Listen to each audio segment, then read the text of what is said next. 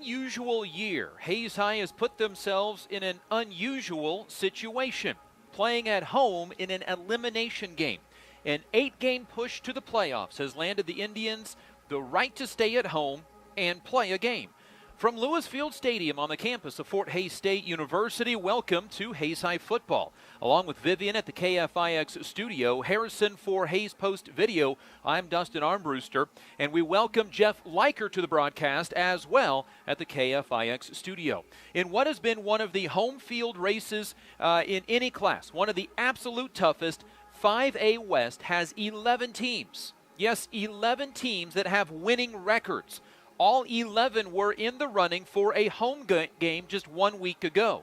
The Hayes High Indians, on the strength of a 5-0 start, had guaranteed themselves a home position heading into Week 8.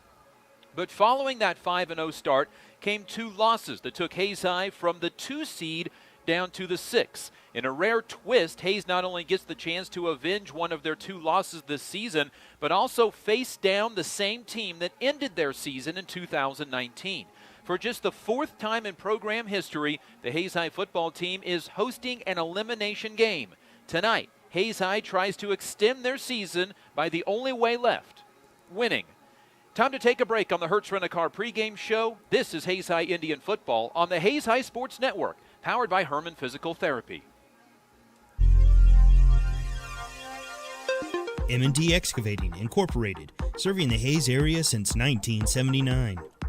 Jeter Law Firm, proud to support student-athletes, partners you can rely on. Contact Shelter Insurance Agent Dustin Shoemaker in the Northridge Plaza in Hayes. Discount Siding, new siding, energy-efficient windows and doors, vinyl fencing, and other exterior home products. Improve the beauty and energy efficiency of your home. Click on discountsiding.net. Paul Wertenberger Construction, building Northwest Kansas dreams since 1983. State Glass Company, locally owned and operated since 1948. 5th and Main, downtown Hayes. Adams, Brown, Barron & Ball, your trusted advisors providing you with commitment, experience, and integrity. Gibbs Auto Supply, over 200,000 parts and accessories and great staff to take care of you in Hayes and La Crosse.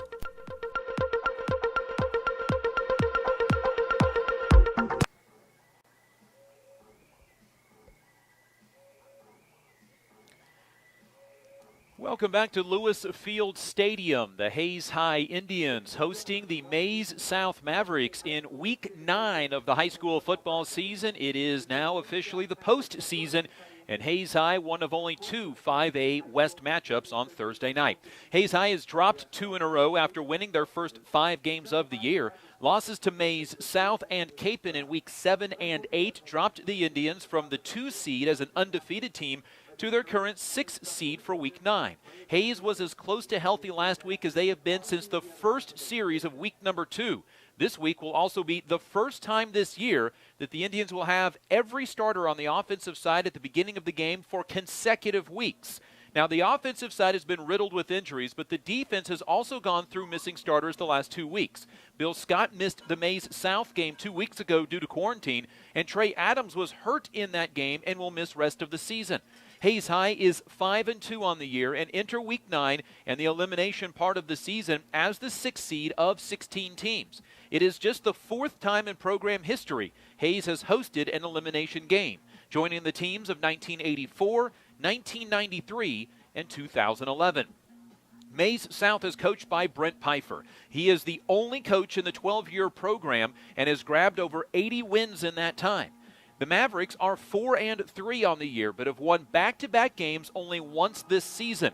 They opened the year with a 56-0 win over Great Bend and followed it up with a 62-6 victory in Salina against the South Cougars. Hutchinson in Week 3 started the Mavericks' roller coaster of wins and losses. Hutchinson still just has 1 loss and beat Maize South 34-33. The Mavericks bounced back with a 30-10 win against a very tough Newton team, lost 2-7-1 Maize and beat Maize, and then last 2 7-1 Maize, who beat the Maize South Mavericks by the score of 42-38. The Mavericks then beat Hayes 21-20 before falling to Derby 48-10 last week. Like Hayes, the Mavericks certainly feel like they had the opportunity to have a much higher seed here in Week 9. The offense slashed right through the Indian defense in the first half of the first matchup, but was stymied in the second half. Colin Shields ended up throwing for 236 yards, but just 47 yards on 3 completions in the second half and threw an interception. Jake Johnson had 9 catches for 118 yards in the first half of the first matchup, all in, including 2 touchdowns, but again, it all came in the first half. Evan Cantu ran for 134 yards on 22 carries and scored once. He had a balanced 67 yards in each half. As you may remember, Hayes did not convert a 2-point conversion with 2:38 left in the game after capping a 10-play, 98-yard drive with a touchdown and lost 2 weeks ago to this Maize South team 21-20.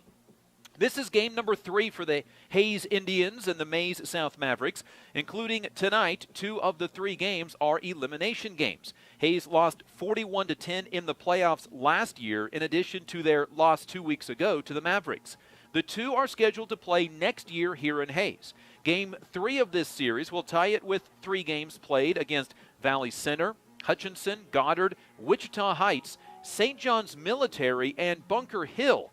The series with St. John's Military Academy occurred in the years 1922, 23, and 24, and is at an even 1 win, 1 loss, and 1 tie. Hayes lost in 1922, 43-0. Tied 0-0 in 1923, and then won in 1924. Hayes is on a 2-game losing streak to the Bunker Hill White Owls. Hayes won in 1923, 19-13, then lost 6-0 and 19-0 in 1925 and 1929. That's your opponent breakdown, brought to you by Eagle Radio's digital marketing. Is your business ready to advertise on Facebook, Google, and other popular places online, but you don't know where to start? Contact Eagle Radio at 301-2211. We'll take a look around the Western Athletic Conference after this break on the Hayes High Sports Network, powered by Herman Physical Therapy.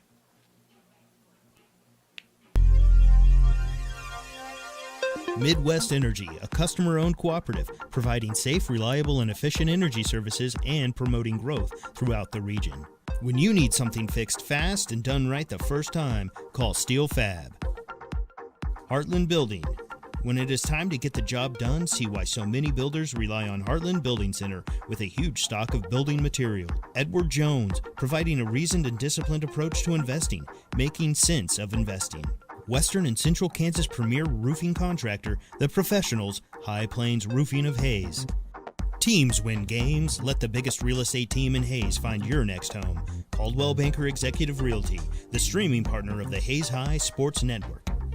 The green grass you want in the spring starts with spraying in the fall with Hayes K-Lawn, Kurt Maska and Kurt Viner.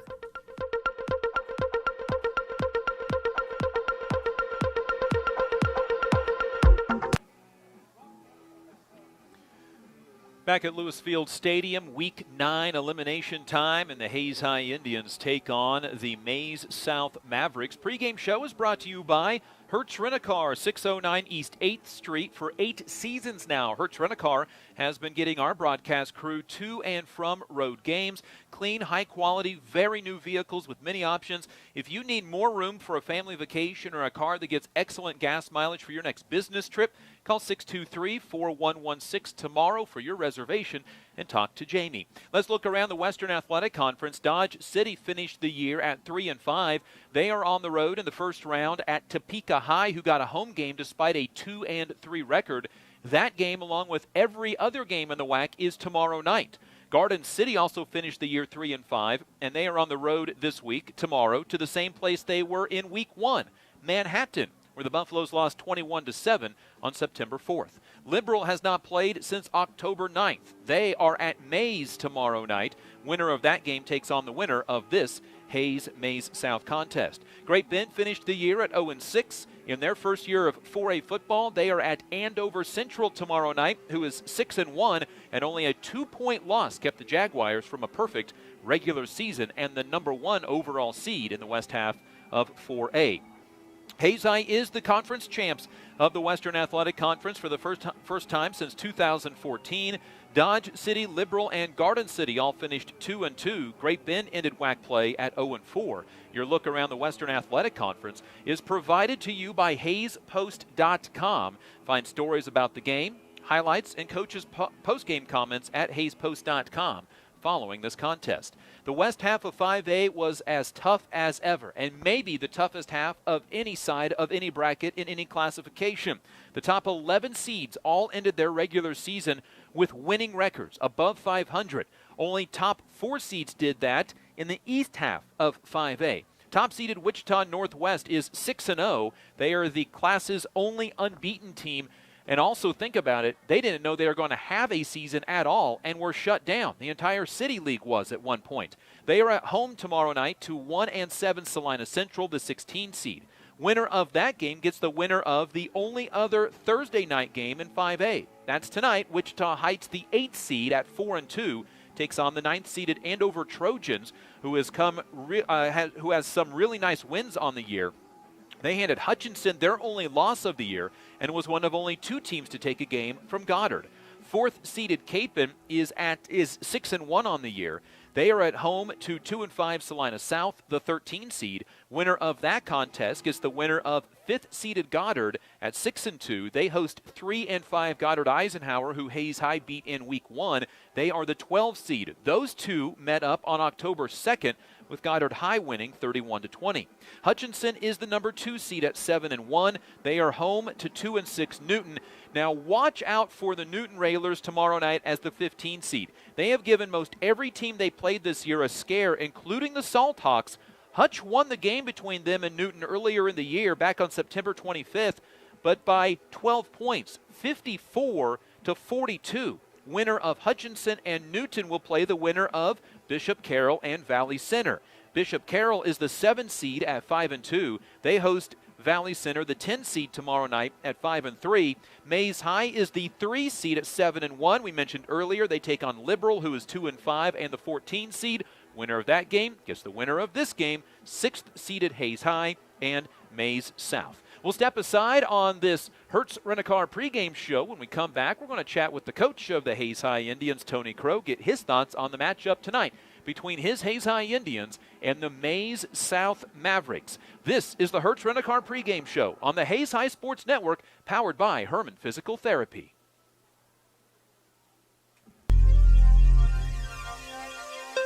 M&D Excavating, Incorporated, serving the Hayes area since 1979. Jeter Law Firm, proud to support student-athletes, partners you can rely on. Contact Shelter Insurance Agent Dustin Shoemaker in the Northridge Plaza in Hayes.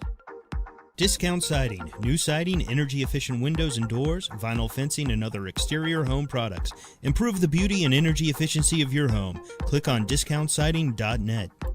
Paul Wertenberger Construction, building Northwest Kansas dreams since 1983. State Glass Company, locally owned and operated since 1948. 5th and Main, downtown Hayes.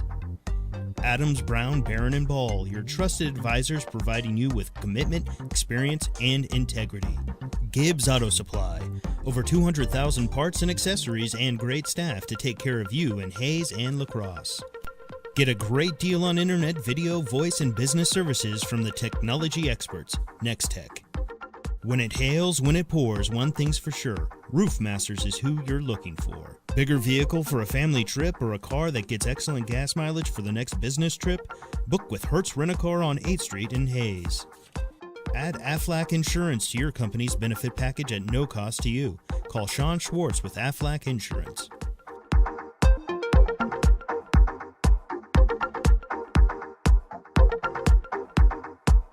This is the Hertz Rent-A-Car pregame show. Let's get the thoughts of the coach. This chat with the coach is brought to you by Shelter Insurance Agent Dustin Shoemaker, helping you get the right coverage at the right price, all while providing the quality of service you expect.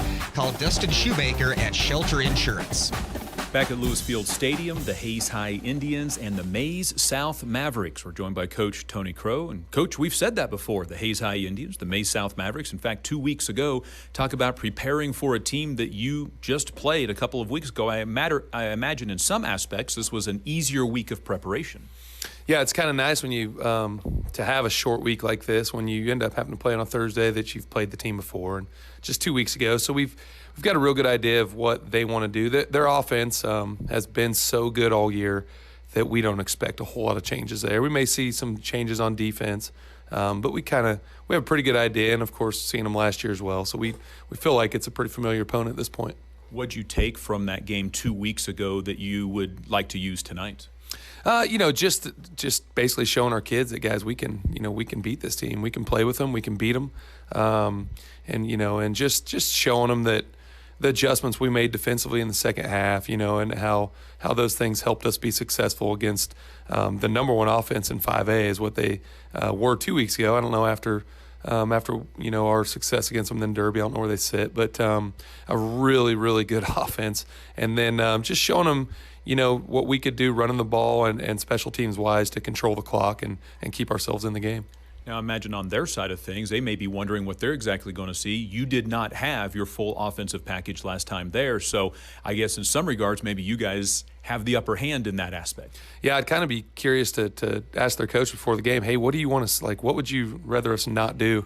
But it's, and I think last time we caught them by surprise and threw Jaron in there, and I think that was big for us. And at the same time, I think that if we can continue to build off, have them all of our pieces in there, I think we can give them a different look there as well. And so they'll see a little bit of everything from us, and hopefully we catch them off guard a little bit more. And I think we're going to have to, because it's a really good football team.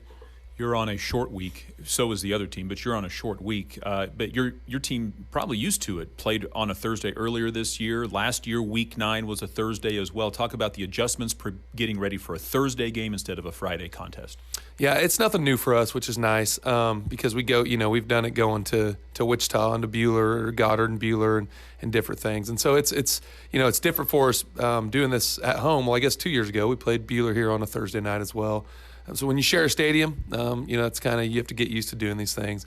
We brought them in on Sunday, and so we started our work week a day earlier. But, the big thing this week was the weather and where you're going to practice and, when your facility, when you can't use it, when it rains and snows. And so that's been the big challenge is where you're going to go and what time you're going to practice and, how generous will Fort Hays let us be to let us on. And so it's been a challenge. I think it works to our advantage. I think it's probably more of a challenge for a team that's not used to traveling this far, coming out on a Thursday, especially on a school night for them. And so it's been a weird week, but we think it's definitely going to work out for us. Well, that leads to my next question. No school today for Hayes High. How about preparing for tonight's game with no school? Yeah, that was the big talk with the boys there in our meeting just a little bit ago was just, handling today correctly. And we act like it's college football at this point, and we just tell them, if it's really important to you, you'll handle the rest of the day correctly. And you never know what you're going to get with 15, 16, 17, and some 18-year-olds. But I do think that our team is handling this correctly. I think that we're so excited to, be home in the playoffs, and I think they'll handle it right today. From here on out, every week could be the last week. Does your message change? Do you notice the kids changing in the way they practice, especially the seniors? Absolutely. Yeah, it does. I mean, once you get to these elimination games, it's different. And if it's not different, if your blood doesn't boil a little different, then why are you out here? This is what you play for and why you work, why you work hard in the summer and work hard in the off season. And so, it's different. We let the seniors talk always in our last meeting before a possible elimination game, and it's always great. They get up there and say good things. And this senior class especially, they just, it's been a class that everyone said, will not have much success on the football field. And, for them to be at this point with 5 wins and hosting a home playoff game for the 4th time in school history, it's just, it's a really proud thing for us and a really proud thing for the seniors, and I don't think they want it to end. Final question. What is the last thing you'll tell these kids before they head out of the locker room for what could be the last time?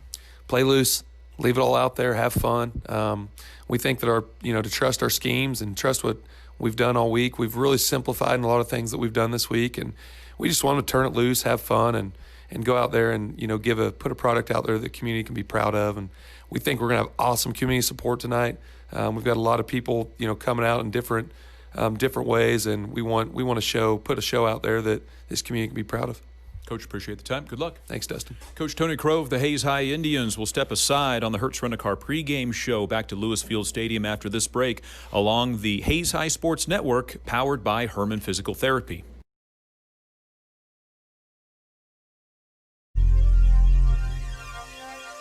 Midwest Energy, a customer-owned cooperative providing safe, reliable, and efficient energy services and promoting growth throughout the region.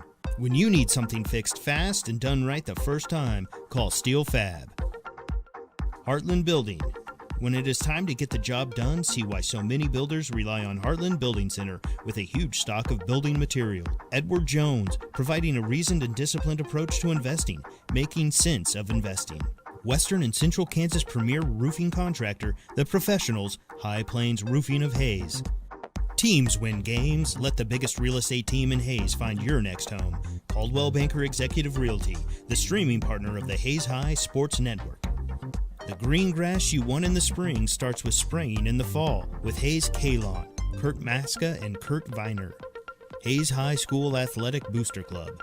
Proud to support the athletes of Hayes High School by providing items needed to excel on the field and court.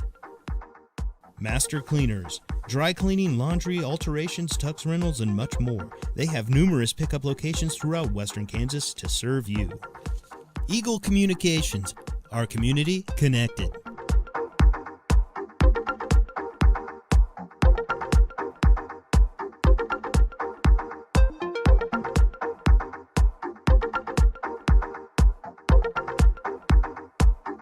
This is the Hayes High Sports Network, streaming made possible by Indians getting set to take the field here at Lewis Field Stadium. It is week 9 of the high school football season, and only for the 4th time in program history, the Indians are getting the opportunity to host a elimination game, and they'll do so tonight against the Maize South Mavericks, the team they lost to 21-20 2 weeks ago.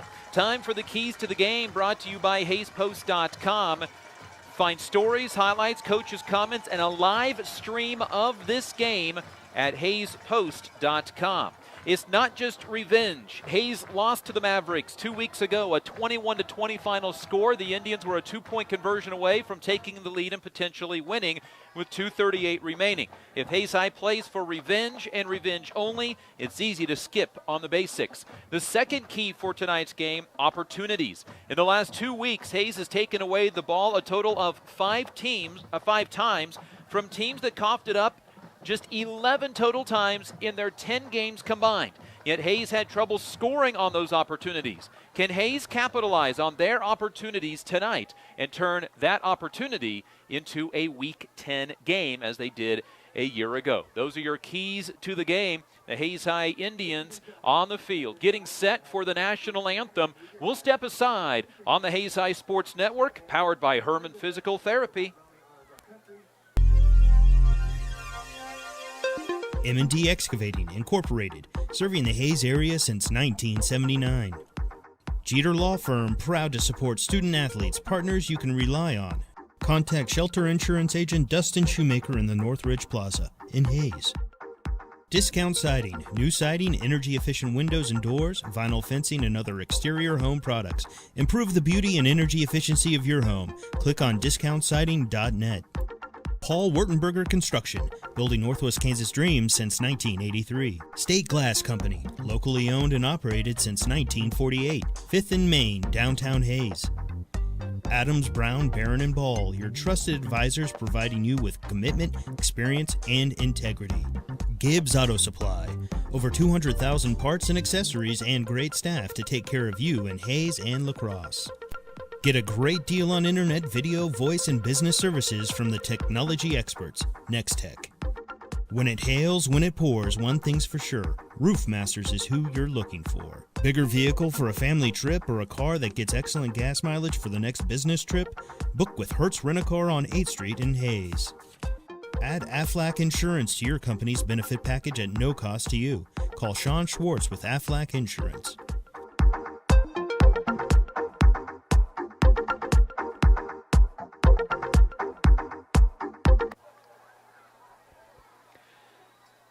The Hayes High Indians taking on the Maize South Mavericks in Week 9 of the high school football season. Let's go over your starting lineups on defense for the 4-3 Maize South Mavericks. There were a couple of question marks this week if they would have all of their defensive starters, but it appears that they will.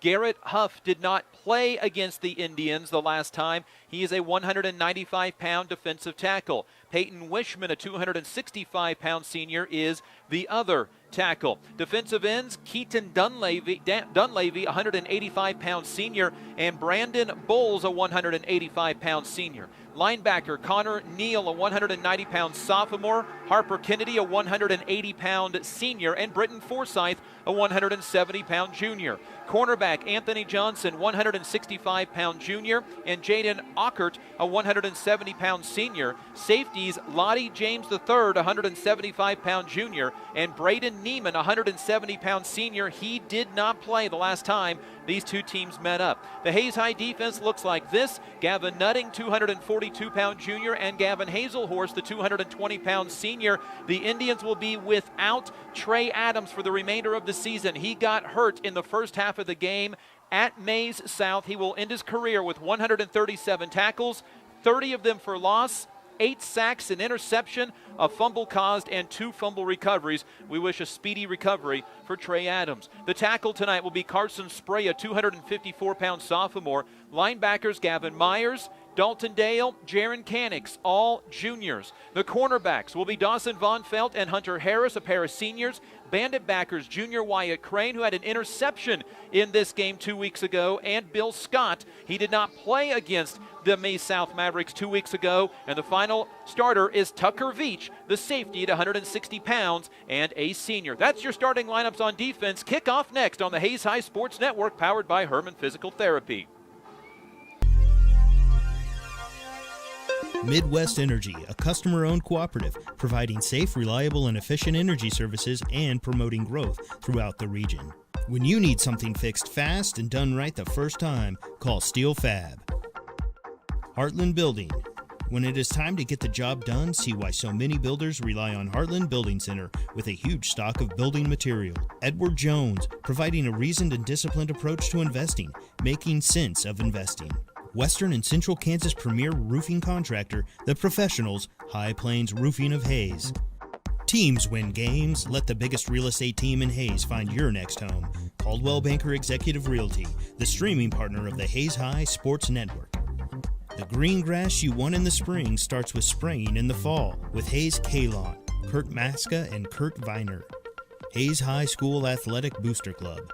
Proud to support the athletes of Hayes High School by providing items needed to excel on the field and court. Master Cleaners, dry cleaning, laundry, alterations, tux rentals, and much more. They have numerous pickup locations throughout Western Kansas to serve you. Eagle Communications, our community connected.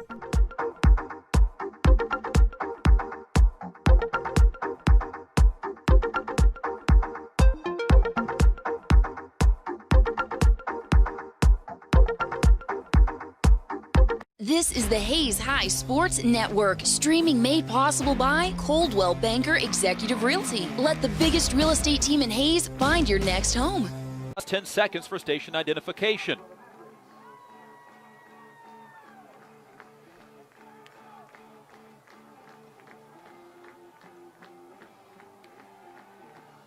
A full moon night here at Lewis Field Stadium, Week 9 elimination football. The ball teed up by Sam Parks, a freshman kicker. High, end over end kick drifting to the sideline that is taken out of bounds by the Hayes High Indians. And Hayes High will start in front of the 20-yard line. They were going with a high pooch kick, not letting the return game of the Hayes High Indians be in effect to start the game. Your offensive lineman for the Hayes High Indians: left tackle Grayson Walburn, a sophomore. Derek Riggs, a sophomore at left guard. Remington Cox at center, a senior. Gavin Nutting, the right guard, a junior. And Carson Russell is the right tackle, a junior. Hayes High will be moving left to right, 51 degrees at kickoff, and now the officials are getting together to discuss something before we get set to begin the game. Hayes High is in their home maroon uniforms, gold numbers, white helmets, a spear on the side, and white pants. Maize South in their white jerseys, white pants, black numbers, black helmet. Uniform update brought to you by Phase 2. Big thanks to Phase 2 for our screen apparel. A diamond package to start for the Indians. Low snap, handoff to Canick. Canick's going to try to get to the outside 20. He's at the 25, breaks a tackle up the sideline and hit late out of bounds. The official reaches back towards his pocket, does not pull the flag, but the Indians will get a first down at the 35-yard line. A gain of 13 from the 22. Indians with a new look on offense. At quarterback is Dale, that's normal. To his right is Dreiling. Immediately to his left is Canick. Behind him is Roy Maroney. Split wide receivers. Kyler Beckman gets the start on the left side. On the right side receiver, Carson Kiefer. 1st and 10, just shy of the 35-yard line. Counterplay to Maroney. He runs over the defensive lineman who tries to make the tackle at the 33 and gets to the 34-yard line. So the run by Canick was an 11-yard gain. Maroney picks up a yard to the 34. So the Indians with a new look in the game, and Hayes High has to bring Gavin Nutting out of the game. Gavin comes out of the game, and he's going to get some attention from the medical staff. So that is going to bring a new right guard into the lineup. And it looks like it'll be Riggs at right guard. The Indians have Carson Spray in at left guard to start the game. His first ever start. Bad snap to the left of Dale. Dale runs it down and is taken down behind the line of scrimmage. That is 2 bad snaps to start the game, and the ball is all the way back to the 26-yard line. It's a loss of 8. Well, Hayes High cannot afford to go backwards against this team. It was a low snap to start the game. That snap well behind and to the left of Dale, and now it's 3rd down, all the way back from the 26-yard line. The Indians need to get out to the 43. It's 3rd and 17. It's a handoff left side for Dreiling, cuts it up the field, dives over top of the defender. He'll get past the original line of scrimmage by a yard. He'll get the 8 that Hayes High just lost, but it's the Indians losing 8 on 2nd down, and unable to come up with the 17 they need, and Kiefer out to punt. 29 punts on the year, 36-yard average. Had his career long last week of 50 yards. The ball spotted at the 34 is where Kiefer will punt it away. Back to return is Jake Johnson, the outstanding wide receiver. It's a punt that he can return from the 33-yard line. Sets up a right return, makes one man miss, a second miss, and he's pushed out of bounds. And he will get a good return to near the 45-yard line, out of bounds at the 44. And it's an 11-yard return. The Hayes High Indians give Maize South excellent starting field position. It was a punt of 33 yards. So Hayes High goes 3 and out. They go 4 and out. Got a first down run of 11 yards, but then went backwards on 2nd down and 9. They lost 8. Maize South quarterback Colin Shields, 6'2", 200-pound senior. 2 turnovers the last time the two teams played. Keeper by himself to the right side. Gets past the line of scrimmage, tiptoes into Hayes High territory, and he's out of bounds at the Hayes High 48-yard line. A designed keeper for the quarterback who has run 55 times this year, but not a lot of designed keeps for the D2 football prospect. This drive started at the Maize South 44. They get to the Hayes High 48 on the run. A gain of 8 yards on first down for Shields. Shotgun with Evan Cantu to his left. It's a handoff to Cantu. Counter to the right side. He's met at the line of scrimmage, but the Indians can't make the tackle. First down inside the Hayes High 45-yard line, down to the 43.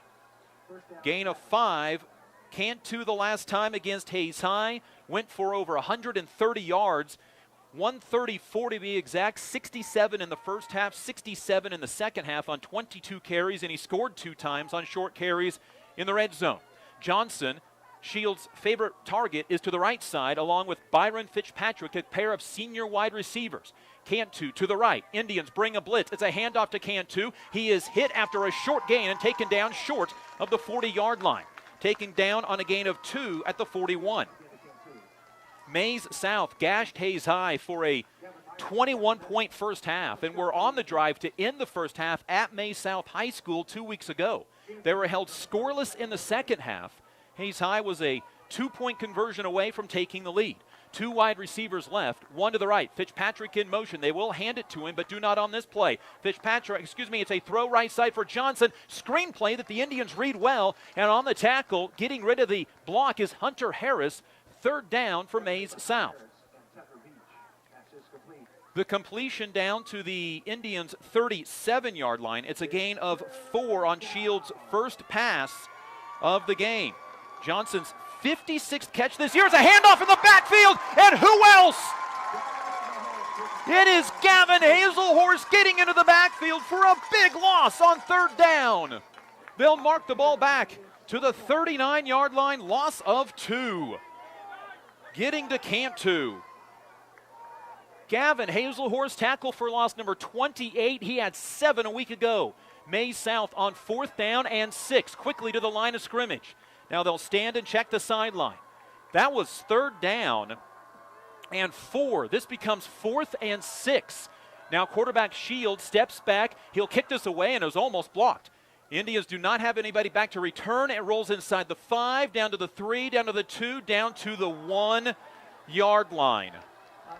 Well, here we go. Hayes High a week ago against Capon, same thing happened. Ball rolled down to the 1. They gave up a safety against Maize South. That, by the way, a 38-yard punt. Against Maize South, Hayes High was backed up to their 2, and they were able to score. Now Hayes High will put Jaron Canick at the quarterback spot. Dreiling and Maroney in the backfield with him. Dale, the quarterback, back to his wide receiver spot on the right side. So the quarterback is now Canick from the 1. It's going to be a keeper to the right side. Indians didn't get out of the end zone. 2 weeks in a row, and the 3rd time this season, Hayes High has given up a safety. 2-0, Maize South. With 7:32 to go in the first quarter.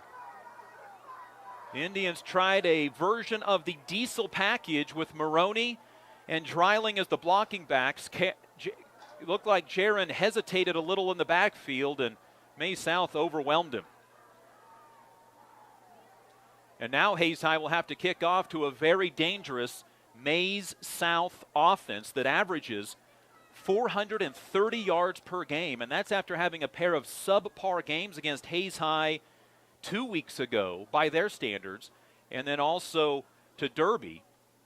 They averaged 228 rushing, 202 passing. They have 6 turnovers on the year. 2 of them were against the Hayes High Indians 2 weeks ago. Indian football brought to you by Next Tech, Midwest Energy, Gibbs Auto Supply, and Steel Fabrications. And a big thanks going out to our streaming partner, Coldwell Banker Executive Realty, streaming all home and away games this year for Hayes High Indian sports that we broadcast.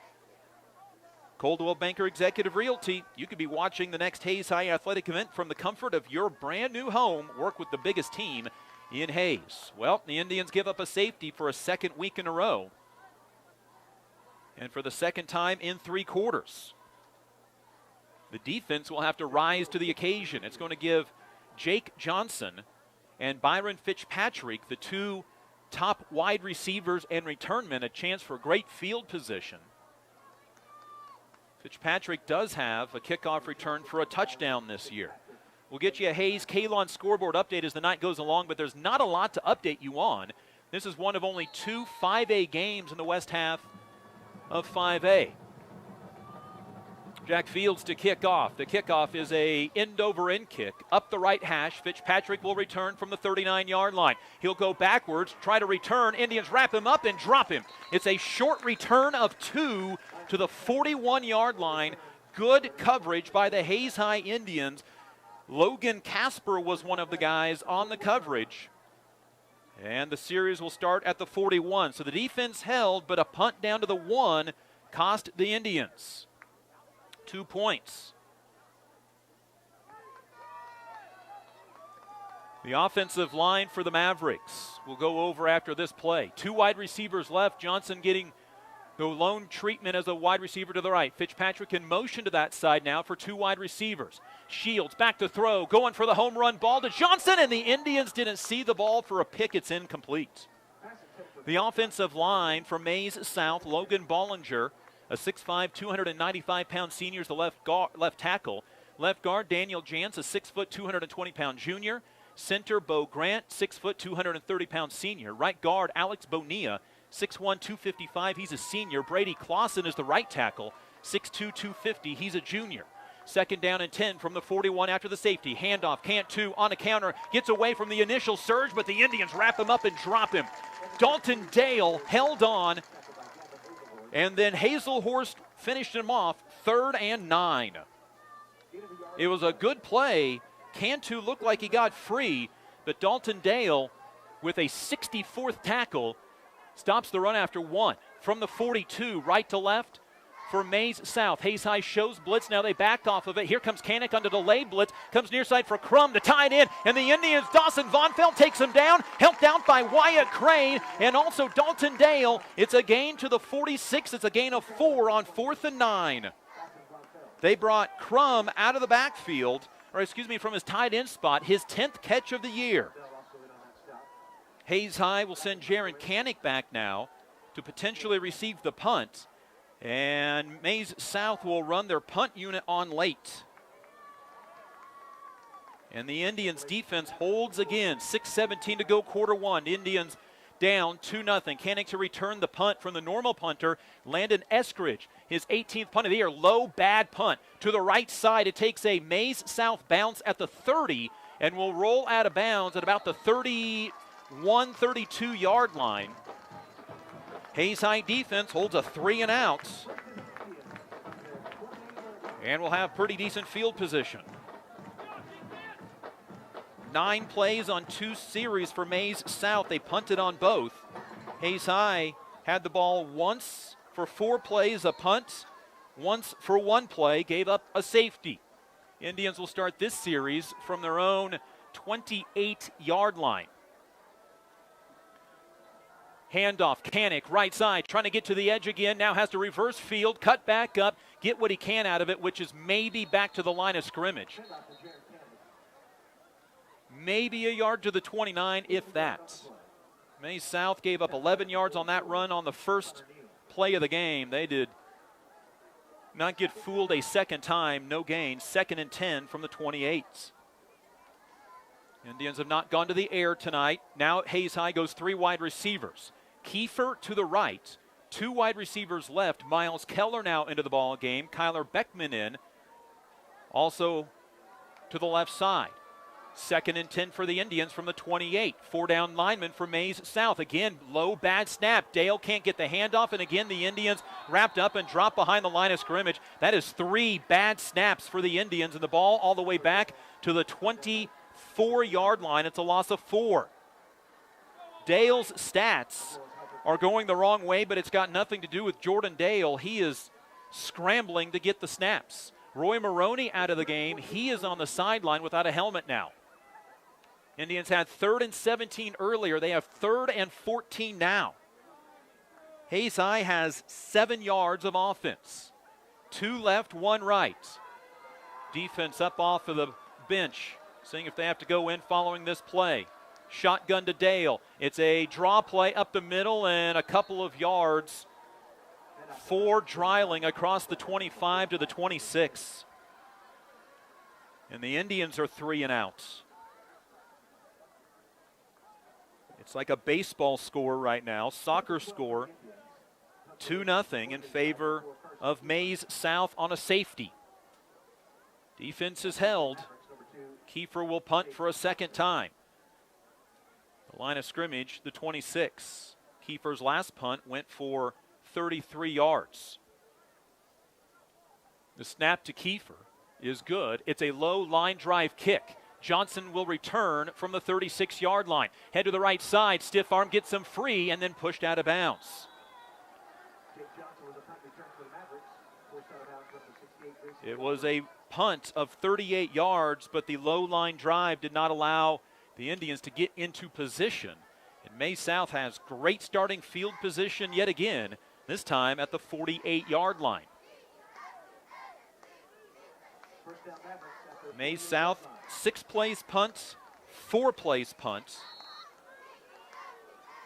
They have 22 yards of offense on their first 2 series. 3:46 to go, opening quarter. 2-0 Maize South on a safety. Handoff, Cantu trying to go around the left side. Gets hit from behind and spun down at the 50.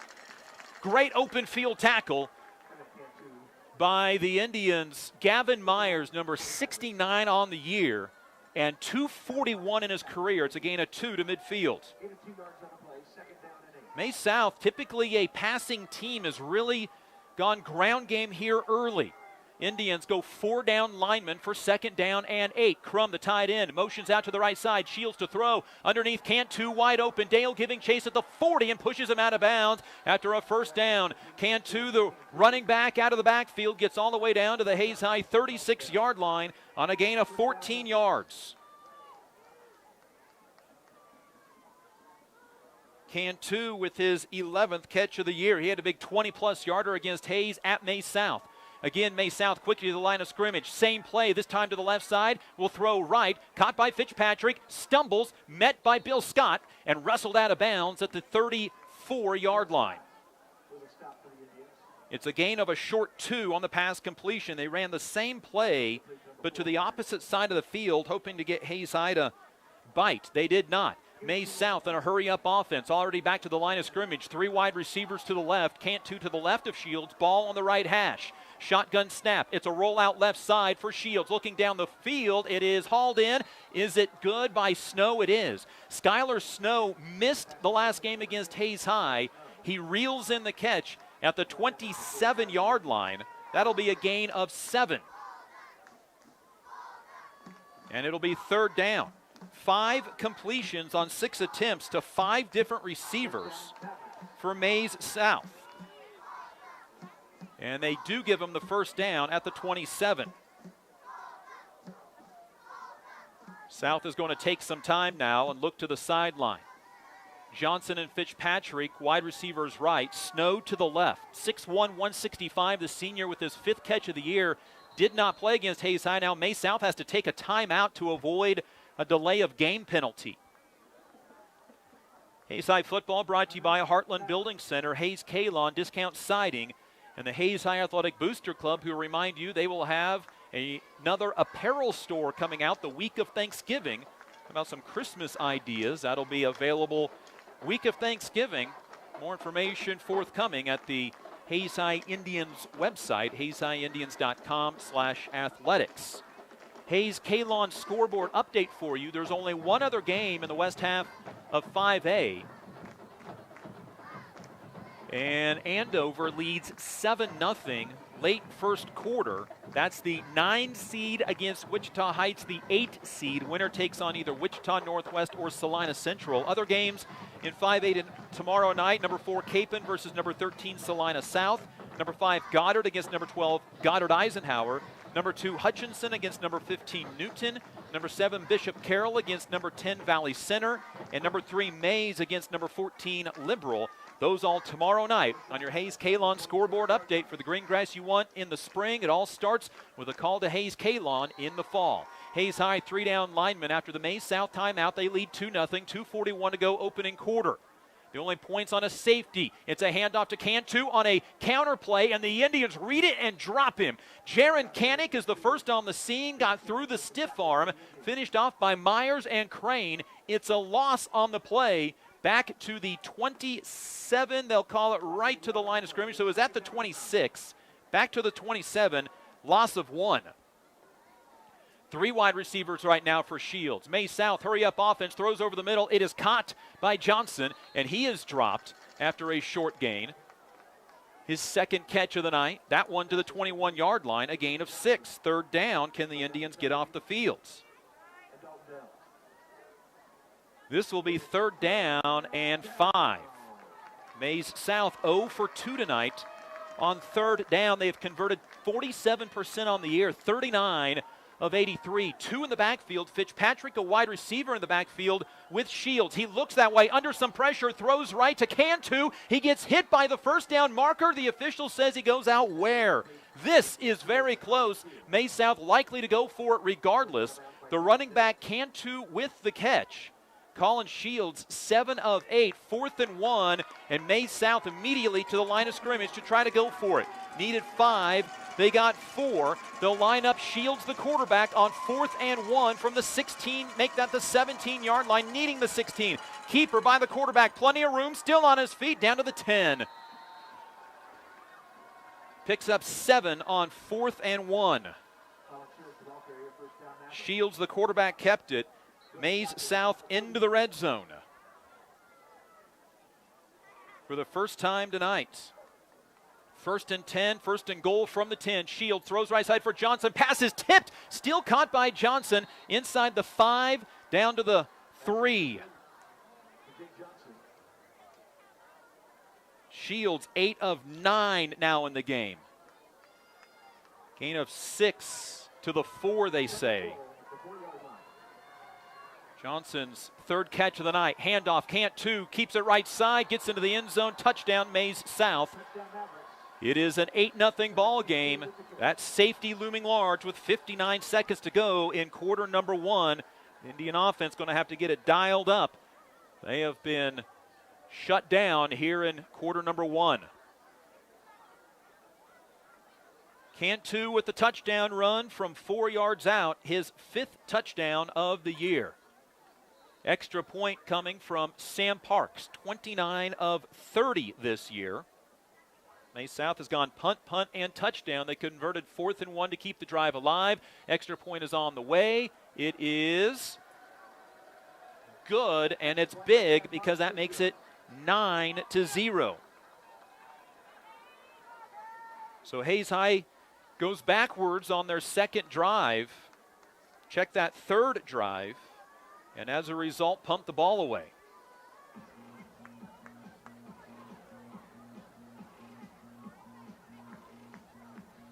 That was a 9-play drive for Maize South, 52 yards. They had as many plays on that drive as they had the entire first 2 drives combined. Indian football brought to you by Shelter Insurance agent Dustin Shoemaker, USD 489, and High Plains Roofing. Big thanks to our Hayes High Network powered by sponsor, Herman Physical Therapy. They'll get you back in the game fast after injury, offering dry needling and deep tissue laser therapy to speed up the healing process. Free consultation and the same PT every visit. Herman Physical Therapy, they love helping you. Like them on Facebook. We'll try to get some other scores from around the area. Several games going on tonight of interest, including games over on 101.9 The Bull and Mix 103. Hayes High will return after a touchdown from Maize South. Tucker Veach will get the chance. He'll backpedal to the 5, slip and almost put a knee down at the 2. Up on his feet, he's at the 15, 20, 25, 30, and he gets tripped up, or it may have been a touchdown. At the last second, a open field tackle by Anthony Johnson, the cornerback. Otherwise, Tucker Veach had the kicker to beat. So Hayes High will start at the 29, and the offense needs to give the defense an opportunity to talk on the sideline. Hayes High has gone punt, safety, punt. They have 1 first down. 2 wide receivers left. Shotgun for Dale. Dreiling to his right. Snap back to Dale. Option play. Dale keeps, gets wrapped up and dropped in the backfield, and the Maize South defensive line is really overpowering Hayes High right now. That's a loss of 1 back to the 28.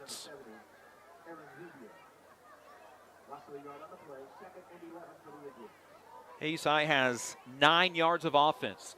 Indians quickly back to the line of scrimmage. Long snap count. Maize South has 4 down linemen, 3 linebackers, and then one of their safeties is coming up really into the box. Hayes High being dared to throw. They have not yet tonight. Dale on 2nd and 11 will throw, and it's caught and immediately dropped behind the line of scrimmage. The Hayes High Indians, Kyler Beckman. Back to the 25, a loss of 3. And Hayes High for a 4th consecutive drive going the wrong way. And that is 1 quarter in the books. We're back in a minute. Hayes down 9-0 in elimination football here from Lewis Field Stadium on the Hayes High Sports Network, powered by Herman Physical Therapy. M&D Excavating, Incorporated, serving the Hayes area since 1979. Jeter Law Firm, proud to support student-athletes, partners you can rely on. Contact Shelter Insurance Agent Dustin Shoemaker in the Northridge Plaza in Hayes.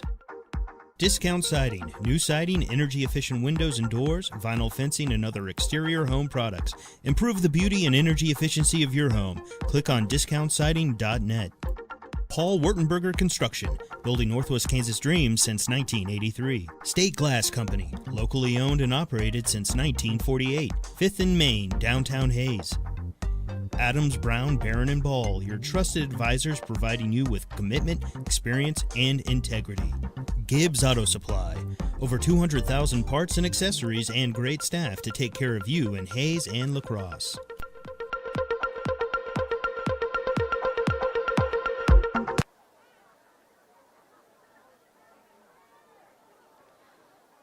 Hayes High trailing at home 9-0. Week 9 elimination football. Indians 1-1 in the Week 9 games, and they're only 2 years to be in the contest.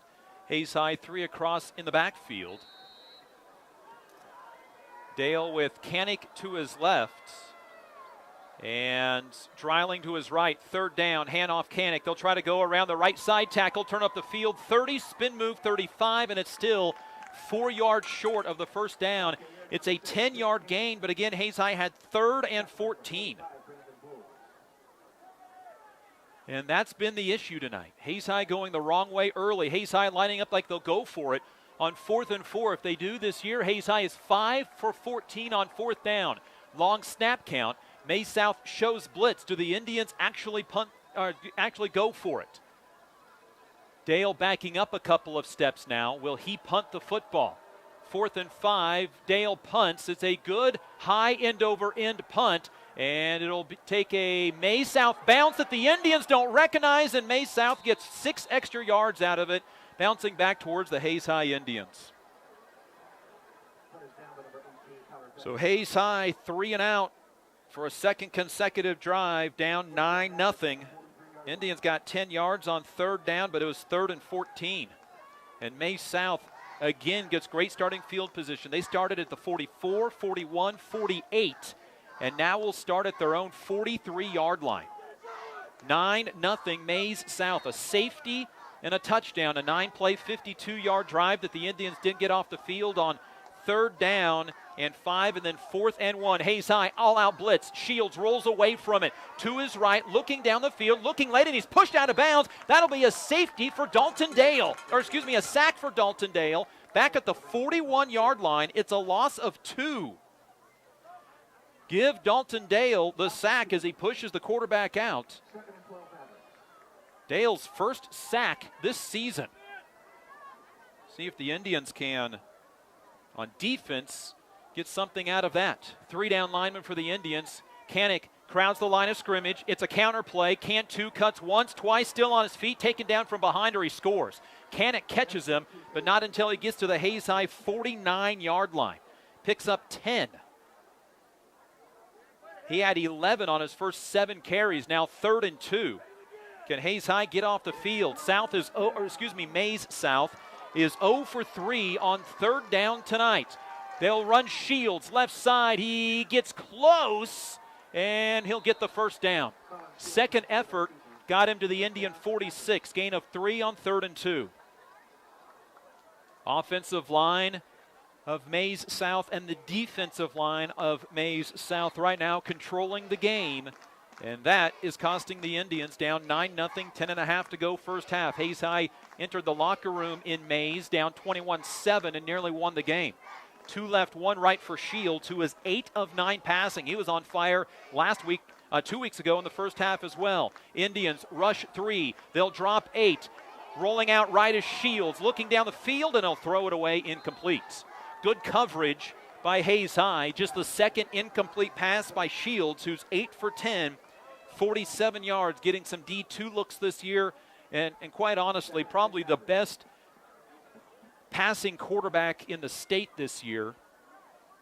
He's having a fantastic year, over 4,000 career yards, over 1,400 this year, and like Hayes High, Maize South played 1 less game than the 8 they would have liked to. 3 wide receivers left on 2nd and 10. Quarterback Shields will roll that way. Pump fake once, now square. Step, get hit as he throws, and it's incomplete. And it's 3rd and 10. And Hayes High will bring onto the football field on defense Dylan Dreiling. That's right. You heard me. Dylan Dreiling in on defense. 3rd and 10 for Maize South. They're 1 for 4. Dreiling will be a safety. They installed the package this week. 3 wide receivers left. The Indians are going to rush 2. They bring a 3rd from the outside. It's a screen pass over the middle. Caught by Johnson. He's going to get near the 1st down and brought down short, but it may be enough for Maize South to consider going for it. It is going to be 4th and 2, and I think Maize South will go for it. They got it to Johnson, who got 8 on the screen pass over the middle. Maize South acting like they're going to go for this on 4th and 2. They converted 4th and 1 on their touchdown drive earlier in the 1st quarter. 9:30 to go in quarter number 2. What does Maize South do with a 2-possession lead? Albeit by a point, a 2-possession lead. Shields runs up to the line of scrimmage. Shouts instructions to the O-line. 4th and 2 from the Indian side of the field. It's a keeper by Shields. Easily gets the 1st down. Just ran off a left tackle, and now a late flag comes in. Hold on a second here. It's enough for a 1st down, a gain of 4, but what is the penalty? Hayes High already looks like they're backing up. Maize South converts on 4th down again. Personal foul, face mask, Hayes High. First penalty of the night.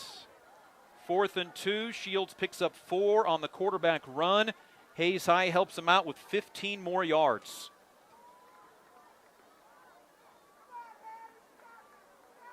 Victoria into the 2nd round of the playoffs. They win at half 54-6. Congratulations to the Knights. That puts the ball all the way down at the Hayes High 19. The Mavericks into the red zone. Shields to throw. Going for it all to Johnson. Touchdown unguarded as he turned around the defensive back, and Hayes High is now down 15-0.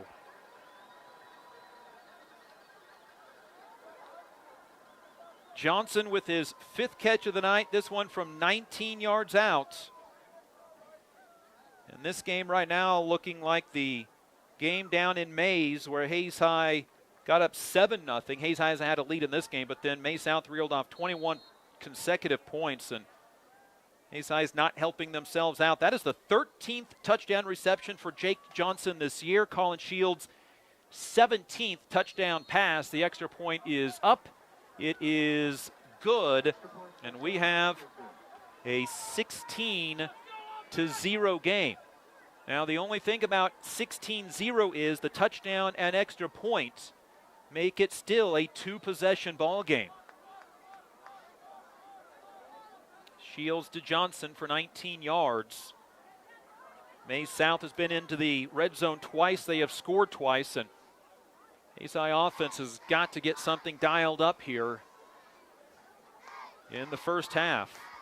They have 1 1st down on the night. It was on the 1st play of the game. They picked up 11 yards from Jaron Cannick, but that was it. They went backwards after that. Safety, and then 3rd and 14, 3rd and 14. Hayes High is 0 for 3 on 3rd down tonight. 3rd and 17, 3rd and 14 twice they did not convert on.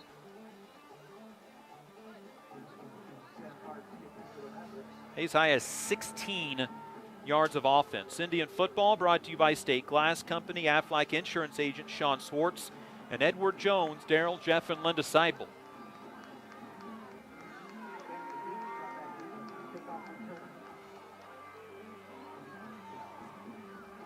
Hayes High has run 10 plays of offense. Maize South has run 26. That was an 8-play drive that they scored on. They went 57 yards. Kickoff to the sideline is going to be taken on the sideline. Cannick stepped out of bounds when he picked it up. So Maize South, 6 plays punt, 3 plays punt, then go 9 plays, 52 yards, and a touchdown, 8 plays, 57 yards, and a touchdown. And Hayes High down 16-0. A lot of football game left. 8:55 to go in quarter number 2, but the offense has got to get this thing going. They'll start from their own 18. Maize South has enjoyed great starting field position. Hayes High has not. Starting at the 22, the 1, the 28, the 29, and the 18. This is their 5th drive of the first half. They have 1 first down. And now the officials are talking on the near sideline to Coach Tony Crow. And I think what Coach Crow is saying is, if Kanik has his foot out of bounds, that should be a kickoff out of bounds. Now, I know for sure it is in the NFL. I can't attest to that in high school football. Shotgun for Dale. Indians start from their own 18-yard line. 2 running backs, handoff Dreiling. He's going to run hard to the near sideline across the 20 to the 24-yard line. And for one of the few times tonight, Hayes High goes forward on first down. They'll pick up 6.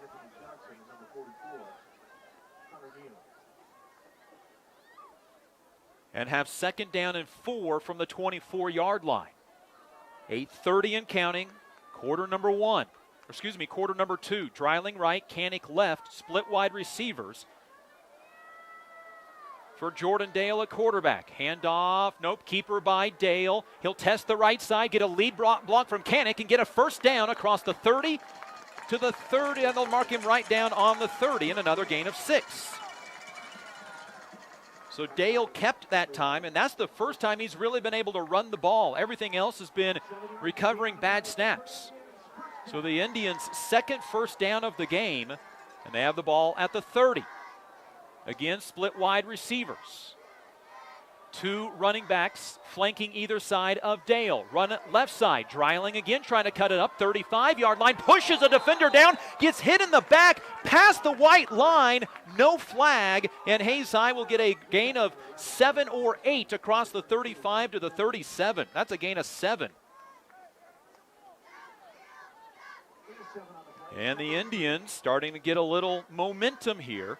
Hayes High, by the way, does have Bryce Salmons tonight at that tight end spot. He was hurt last week. We went back and watched film, and there was some concern for him because he laid on the field for a while. He got sandwiched between the running back and the tackler as he was blocking. Kind of sandwiched in the lower back. He is in. He's at the left tight end spot. Second down and 3 for the Indians. Another bad snap. And the Indians, I don't know if they recovered this one. 4th bad snap of the game.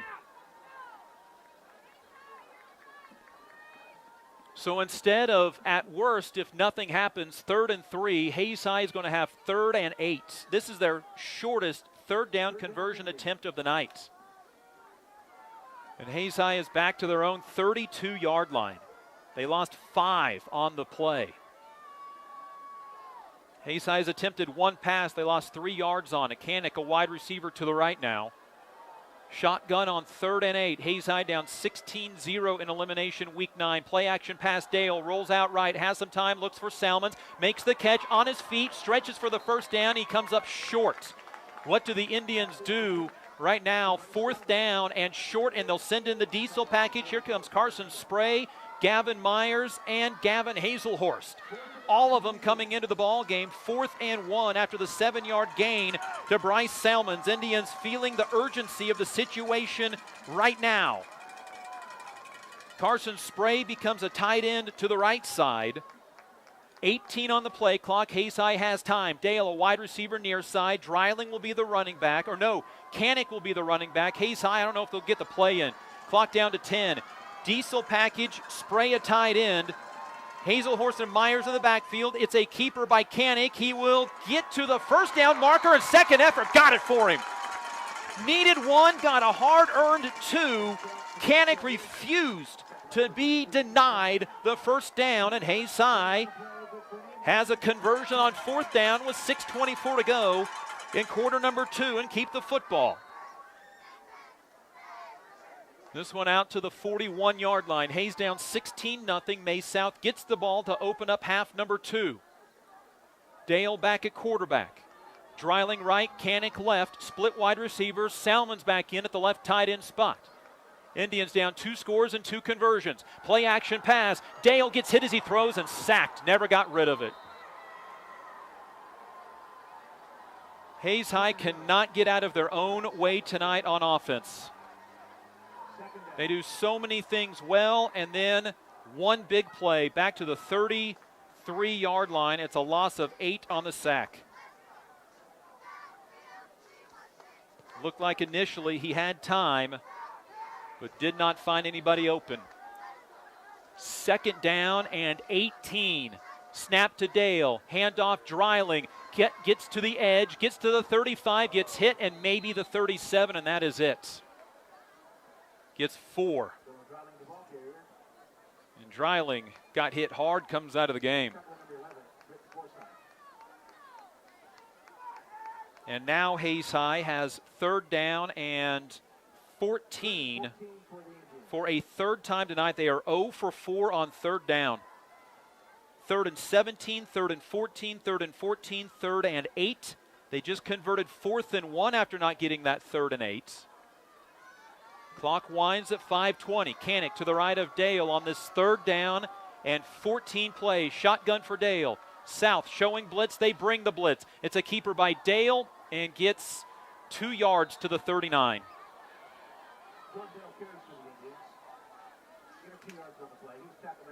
So Hayes High gets one of their better drives of the first half, their best drive of the first half, but then a sack on 1st and 10 thwarts the drive, and the Indians will punt for a 4th time tonight. Hayes High trailing 16-0, and this has been the issue here the last few weeks. Just cannot get the offense firing on all cylinders. Kiefer to punt. This one from the 39. He'll wait, let his defenders get down the field, and it is a high punt, but very, very short. It does take a Hayes High bounce to the 30. A 31-yard punt. So Hayes High puts some plays together, but ultimately punts the football.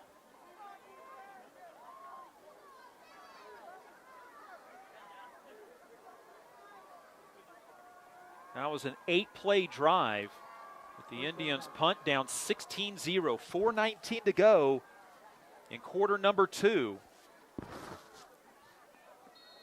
Hayes High has 3 first downs tonight, 2 of them on that previous drive. 4-down lineman for the Indians. A handoff left side. Cantu tries to cut it back and going nowhere fast. Taken down inside the 30 at the 29. It's a loss of 2. That is the Indians' defense 77th tackle for loss this year. Cantu loses 2 on the play, back to the 29.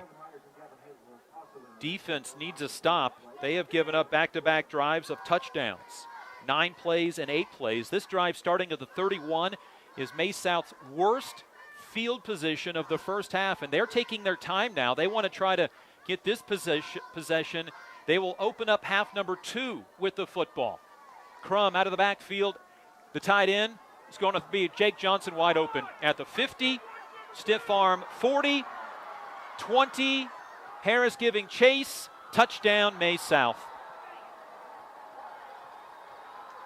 22-0. Indians lose track of the wide receiver, Jake Johnson, who goes 61 yards for his 2nd touchdown of the night, 14th of the year. That was on 3rd and 12. In this game, exactly like 2 weeks ago, Hayes High unable to get much going. Made the comeback in the second half. They are going to have some turnaround to continue their season. Snap is high. The kick is on the way. It is good by freshman Sam Parks. 2 plays, 69 yards and a touchdown.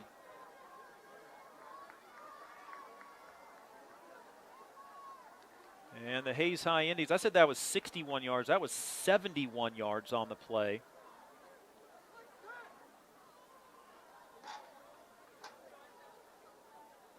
Shields now on the night, 11 for 14 for 145, and Maize South, after punting on their first 2 drives, has scored on 3 in a row. Indian football brought to you by Paul Wertberger Construction, Master Cleaners, and our streaming partner, Coldwell Banker Executive Realty. Well, Hayes High will need to try to put something together here. You put this in the end zone. You give yourself a chance. But Hayes High down 23-0. They were down 21-0 at the end of the first half at Maize South. 3:26 to go. A 2-play drive, and Shields hits Johnson for a second time.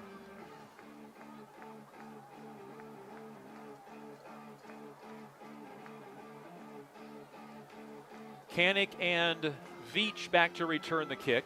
Veach had nearly broken one free earlier in the game.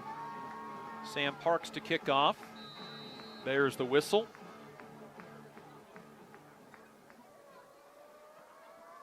And the kickoff is a high, short one. Kiefer calling for a fair catch and will make it at the 30.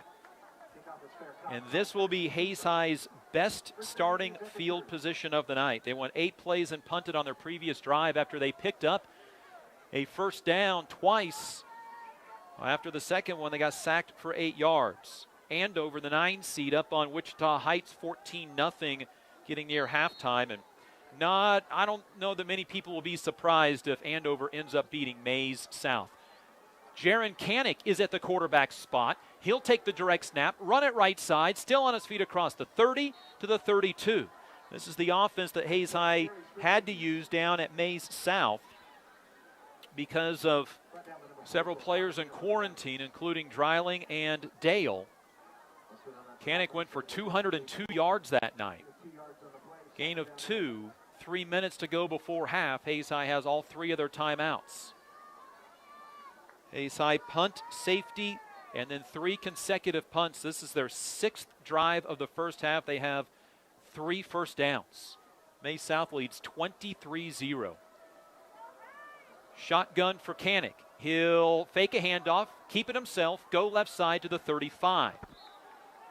3rd and 5 coming up for Hayes High, and this will be their shortest 3rd down conversion attempt of the night. 0 for 5 on 3rd and 17, 3rd and 14 3 times, and 3rd and 8. On the 3rd and 8, they got it to 4th and 1 and converted on a 2-yard run. 2:14 and counting in half number 1. Maize South gets the ball to start half number 2, and Hayes High doesn't convert here. They'll take a timeout and get the ball again here first half. Kanik hands off to to Dreiling, and the Indians are not going to get there. Needed 5, got 3. And the Indians are 3 and out if they elect to punt here. This will be 4th and 2 if the Indians decide to go for it, and I think head coach Tony Crow is going to let this clock run down and then take a timeout. I'm surprised the Maize South isn't taking a timeout here. They have 2 left.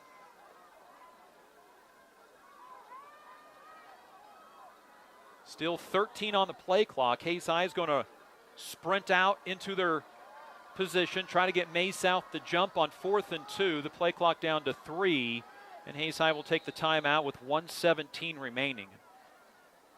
Hayes High came in with high hopes, a team they lost by 1 point to 2 weeks ago with several players in quarantine. And right now, Hayes High down 23-0 in the first half. Indian football brought to you by Roof Masters, Insurance Planning, Jeter Law Firm, and Herman Physical Therapy. Victoria Knights moving on in our Hayes Kalon scoreboard update. They win 54-6 at halftime. They beat Norwich tonight in Victoria. Other games we'll be looking for this evening include La Crosse against Mound Ridge. Wichita County takes on Hill City. Rollins County and Ness City is over on Mix 103. Hoxie takes on Spearville. Hanover and Osborne. Thunder Ridge and Axtell. Quinter is against Coldwater South Central. And Wheatland Grinnell, who's had a really good season, takes on Mineola. All Thursday night area action. Hayes High down 23-0.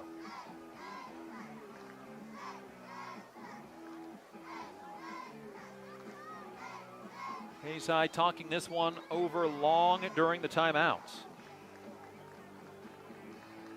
Do they go for it on 4th and 2 from their own 38-yard line? We'll do the numbers at half, but this is not going to look pretty for Hayes High. 4 yards passing, 41 yards rushing. And Hayes High lines up to punt.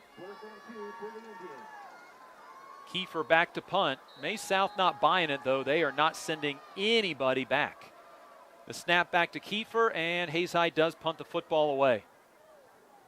And it goes out of bounds, and Maize South's going to get terrific field position again. Hayes High thought about it, but they're 3 and out for a third time tonight. They have punted on 5 of 6 drives. The one they did not, they gave up a safety, and now the Hayes High defense has to try to keep this at a 23-0 score with 1:09 to go in half number 1. NFL football tonight on Thursday, Carolina and Atlanta. The Panthers with a 7-3 lead, 4:44 to go, first quarter.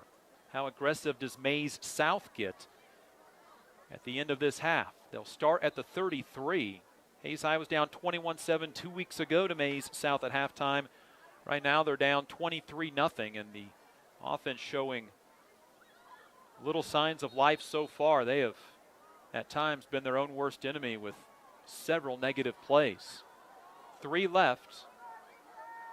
Shotgun for Shields. He'll send Fitzpatrick out of the backfield, a wide receiver. He'll pump fake with Shields, roll out to his left, has tons of room to run up the left sideline and out of bounds at the 49-yard line, gaining 16.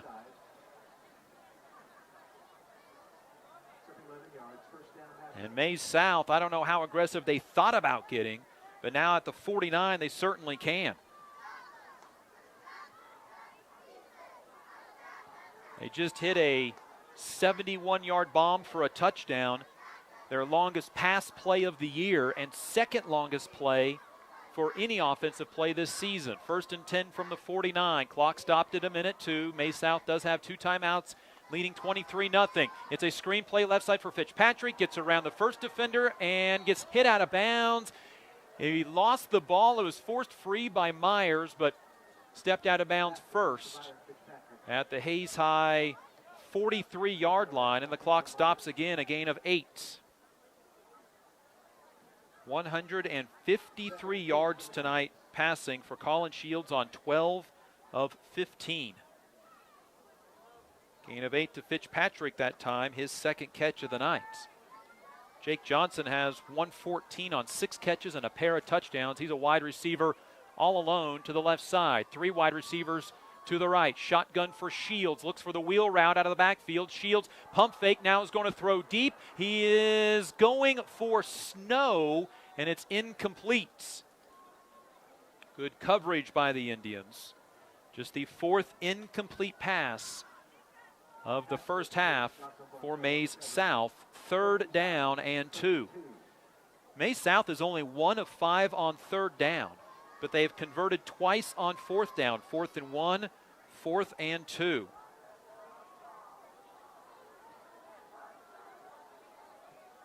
Shields in the shotgun. Does he keep it himself again? High snap. He'll hand it off to Fitzpatrick. The running back is the former wide receiver, and his offensive line carries him forward to the Hayes High 37-yard line. Picks up 5. 6 yards on the play on 3rd and 2. Fitzpatrick now the running back. South quickly back to the line of scrimmage at the Hayes High 37-yard line. Shotgun for Shields. Short pass left. Caught by Luke McCormack. His second catch of the year. And it goes out of bounds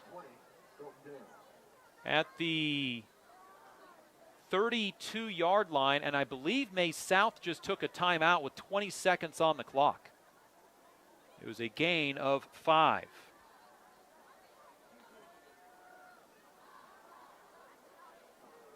And the ball at the 32. Maize South maybe, after taking this timeout, trying to decide, is this a one play, then field goal situation. Their kicker, Sam Parks, the freshman, is 2 for 2 on field goals. He's made from 27 and 31. With no more yardage, this would be 42.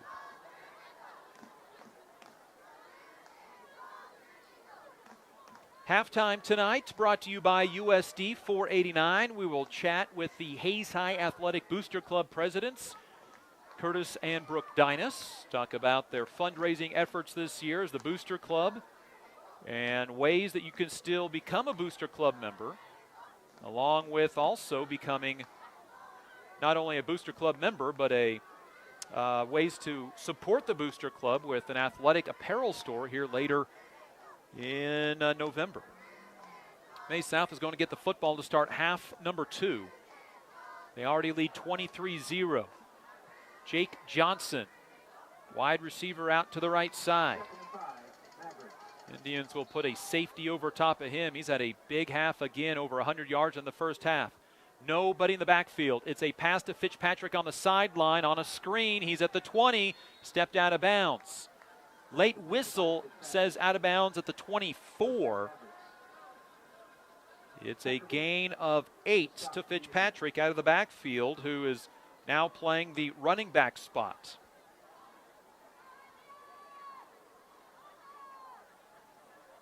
Shields, the quarterback, 14 of 18, 164, 3 wide receivers right. Nobody to the left. Ball from the 24-yard line. Shields rolls out to the right. Looking down the field, it is hauled in. No, dropped late by Fitzpatrick. He got spun around by the throw, and he had it on his fingertips. If he hauls it in, he got behind the defense, and it's a touchdown. 2nd and 10 from the 24. This series started back at the 33 with just over a minute remaining. It opened up with a 16-yard run by the quarterback Shields to the 49, and Maize South immediately went into attack mode. They've got 1 timeout left. Again, their freshman kicker's longest field goal this year is 31. He's 2 of 2. 1 wide receiver to the right. That's Johnson. 2 to the left. Man in motion. It's going to be a screen play, and throwing down at the feet of the defense, and there's a flag. They're going to call this intentional grounding, but there was a wide receiver, Fitzpatrick, right there, so I doubt that this will stand. It did not get to the line of scrimmage. And the official says, yeah, they'll pick up the flag. The running back was in the area. That's the right call by the official. So 3rd and 10 for the Mavericks, who are 2 for 6 on 3rd down. 8 seconds on the clock after that busted up screen. Hayes High, 2 down linemen for this 3rd and 10. Indians down 23-0. Shields under some pressure, throws left side to Fitzpatrick. They'll lose a couple of yards on the play back to the 26-yard line.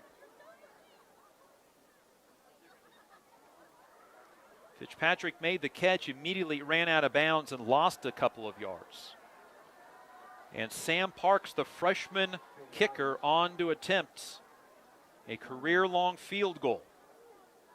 Colin Shields, the quarterback, now 15 of 21, 162. Parks to attempt a 43-yard field goal from the left hash. His previous career-long 31. This will end the first half.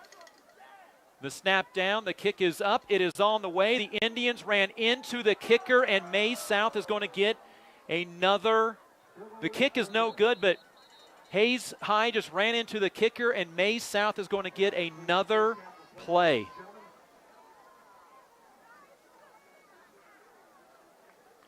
The clock expired, but Hayes High trying to get the block, hit the kicker.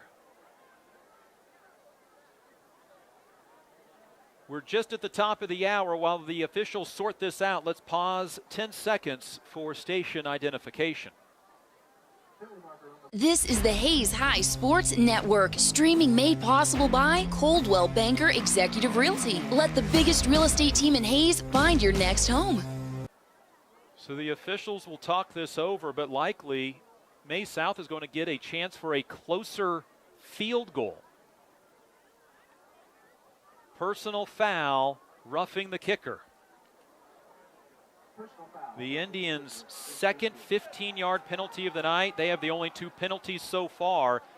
And so now Sam Parks, the freshman kicker, will get to boot this one from 30. There's some Hayes High fans upset. That's the right call. The Indians hit him. Hit his plant leg. So from the left hash, a 30-yard field goal for Sam Parks. 1 yard under his career high. Indians down 23-0, the untimed down to end half number 1. The snap is down, the kick is up. It is hitting the left upright and no good. And the Hayes High Indians go into the halftime locker room down 23-0. They will need to gather themselves up, or they are 2 quarters away from the season being over here on the Hayes High Sports Network, powered by Herman Physical Therapy.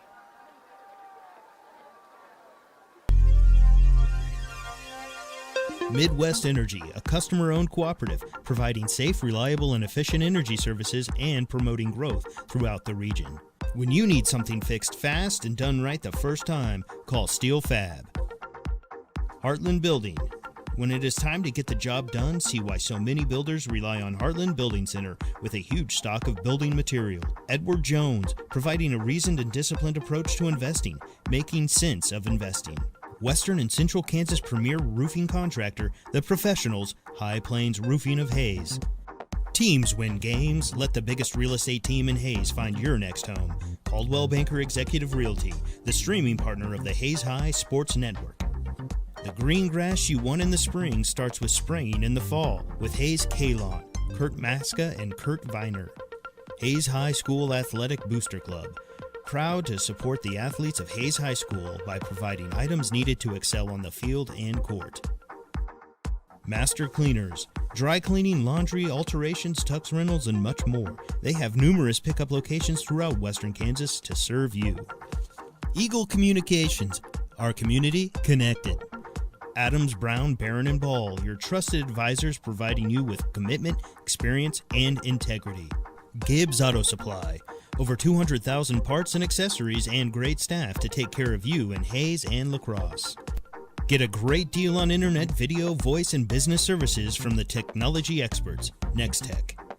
When it hails, when it pours, one thing's for sure, Roof Masters is who you're looking for. Bigger vehicle for a family trip or a car that gets excellent gas mileage for the next business trip?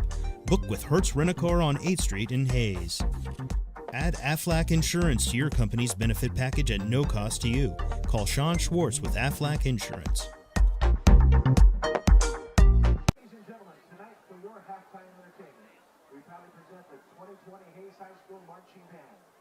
The 2020 Hayes High Marching Band is co-directed by drum majors Andrew Prine and Alexis. Hayes High down 23-0 at halftime, and the stats bearing it out. Hayes High, 45 yards of offense at the half, 41 rushing, and 4 yards passing. For that total of 45, Hayes High 0 for 6 on third down. Their third down conversion attempts tonight, 3rd and 17, 3rd and 14 3 times, 3rd and 8, 3rd and 5. They were 1 for 1 on 4th down. Maize South, 223 yards of offense, 61 rushing, 162 passing.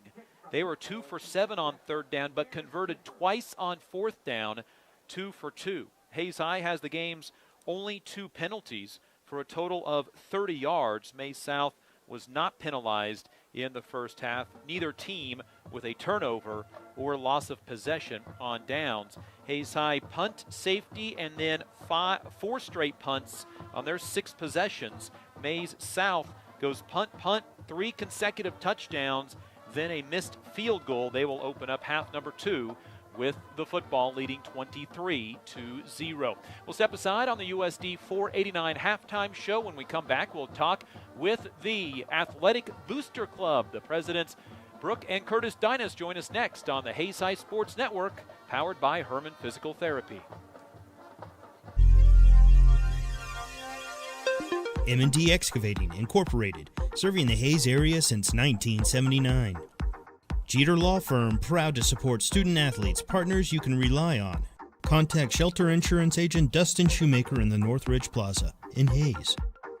Discount Siding, new siding, energy-efficient windows and doors, vinyl fencing, and other exterior home products. Improve the beauty and energy efficiency of your home. Click on discountsiding.net. Paul Wurtenberger Construction, building Northwest Kansas dreams since 1983. State Glass Company, locally owned and operated since 1948. 5th and Main, downtown Hayes. Adams, Brown, Barron & Ball, your trusted advisors providing you with commitment, experience, and integrity. Gibbs Auto Supply, over 200,000 parts and accessories and great staff to take care of you in Hayes and La Crosse. Get a great deal on internet, video, voice, and business services from the technology experts, Nextech. When it hails, when it pours, one thing's for sure, Roof Masters is who you're looking for. Bigger vehicle for a family trip or a car that gets excellent gas mileage for the next business trip? Book with Hertz Rent-A-Car on 8th Street in Hayes. Add Aflac Insurance to your company's benefit package at no cost to you. Call Sean Schwartz with Aflac Insurance.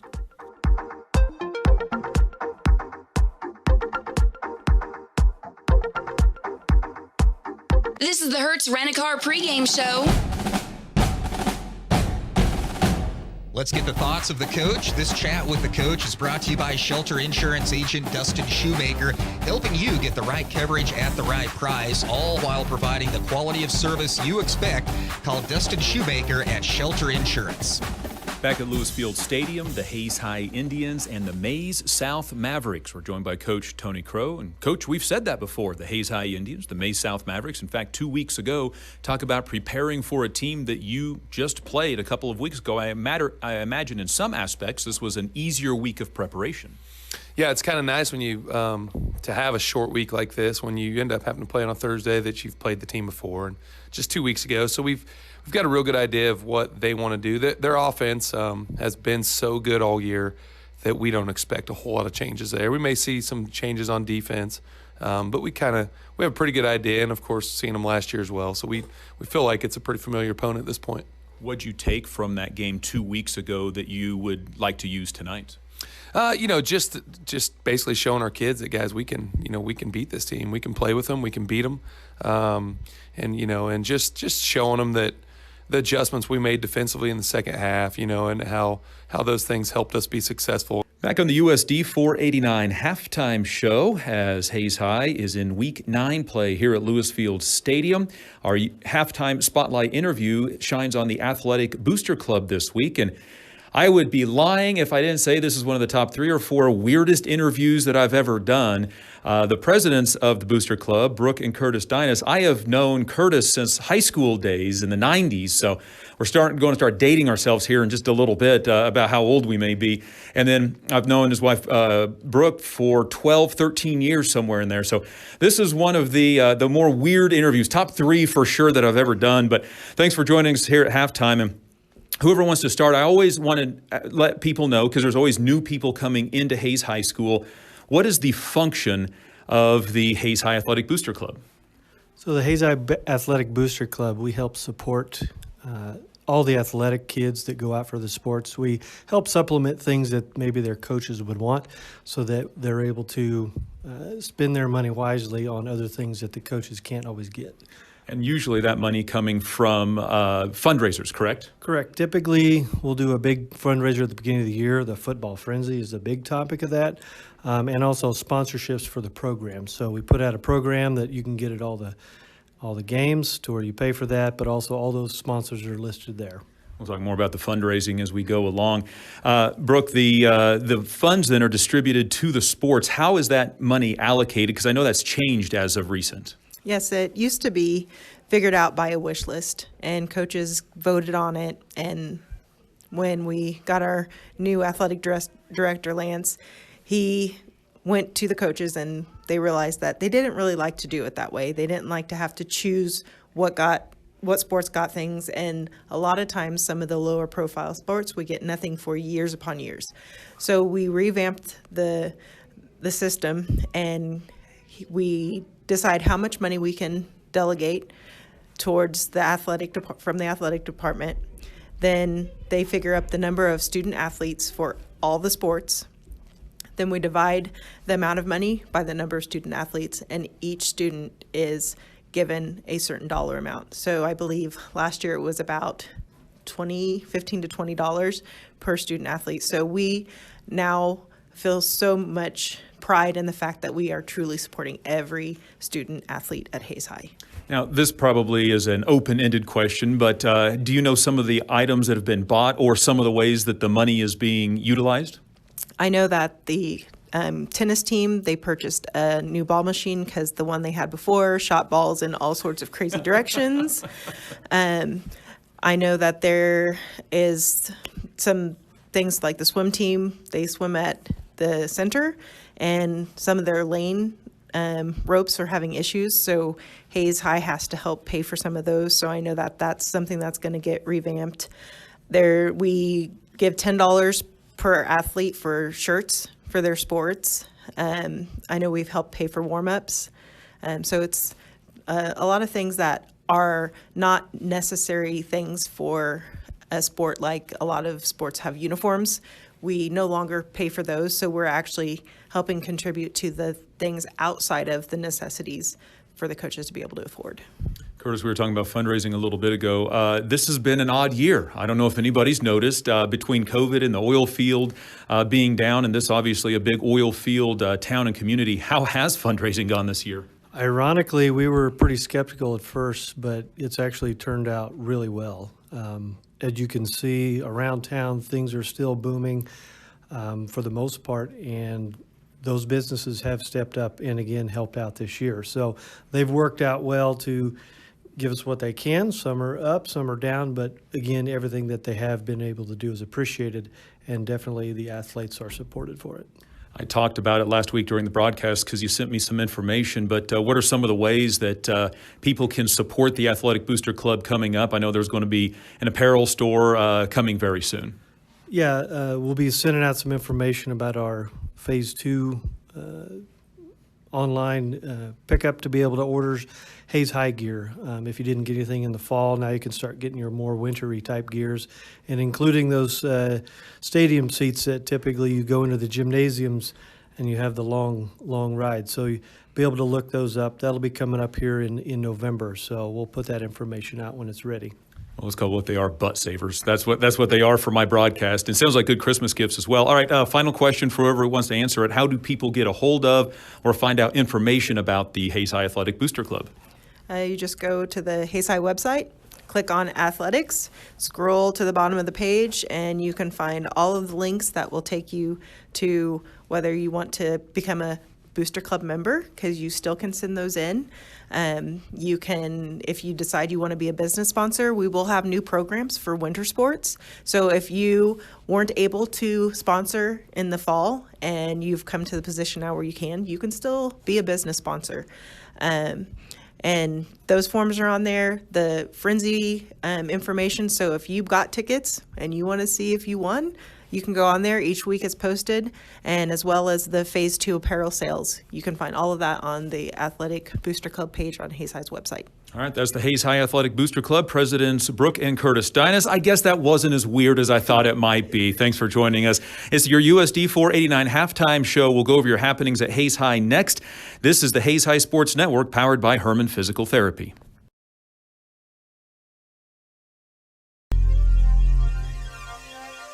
Midwest Energy, a customer-owned cooperative providing safe, reliable, and efficient energy services and promoting growth throughout the region. When you need something fixed fast and done right the first time, call Steel Fab. Heartland Building. When it is time to get the job done, see why so many builders rely on Heartland Building Center with a huge stock of building material. Edward Jones, providing a reasoned and disciplined approach to investing, making sense of investing. Western and Central Kansas premier roofing contractor, The Professionals, High Plains Roofing of Hayes. Teams win games. Let the biggest real estate team in Hayes find your next home. Coldwell Banker Executive Realty, the streaming partner of the Hayes High Sports Network.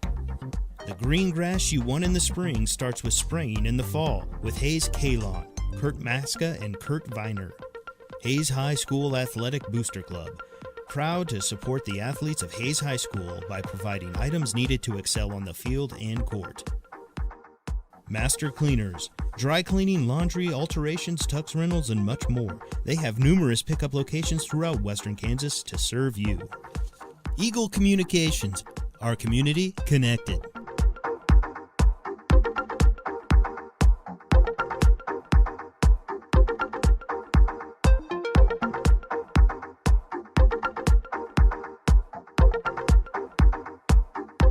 Back on the USD 489 halftime show on the Hayes High Sports Network, it's time for happenings at Hayes High School. The Hayes High boys soccer team put up a good fight Tuesday in their postseason opener, but fell by a final score of 2-1 to Salina Central in their 5A regional opener. The match came down to penalty kicks. Central outscored Hayes 4-2 on those penalty kicks to advance.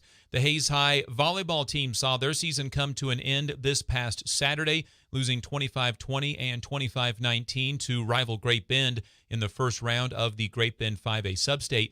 And the Hayes High girls cross-country team finished just 6 points out of third place and just missed qualifying as a team for next week's 5A state championships. The Indians finished in fourth Saturday at the Great Bend 5A Regional. The top 3 teams and top 10 individuals qualify for next Saturday's state meet at Andover. That means Hayes High freshman Ariel Maldonado qualified for state as an individual after a 9th place showing. No boys qualified for the state race. That's your happenings at Hayes High School. They're brought to you by the Hayes High Athletic Booster Club, reminding you they'll have another apparel store coming up in November, a chance to get some Christmas gear. If your kids are playing for winter sports, a good time to get those, and they will have those stadium seats available as well in their next online store. More information coming up at hayeshighIndians.com/athletics. This has been the USD 489 halftime show on the Hayes High Sports Network, powered by Herman Physical Therapy.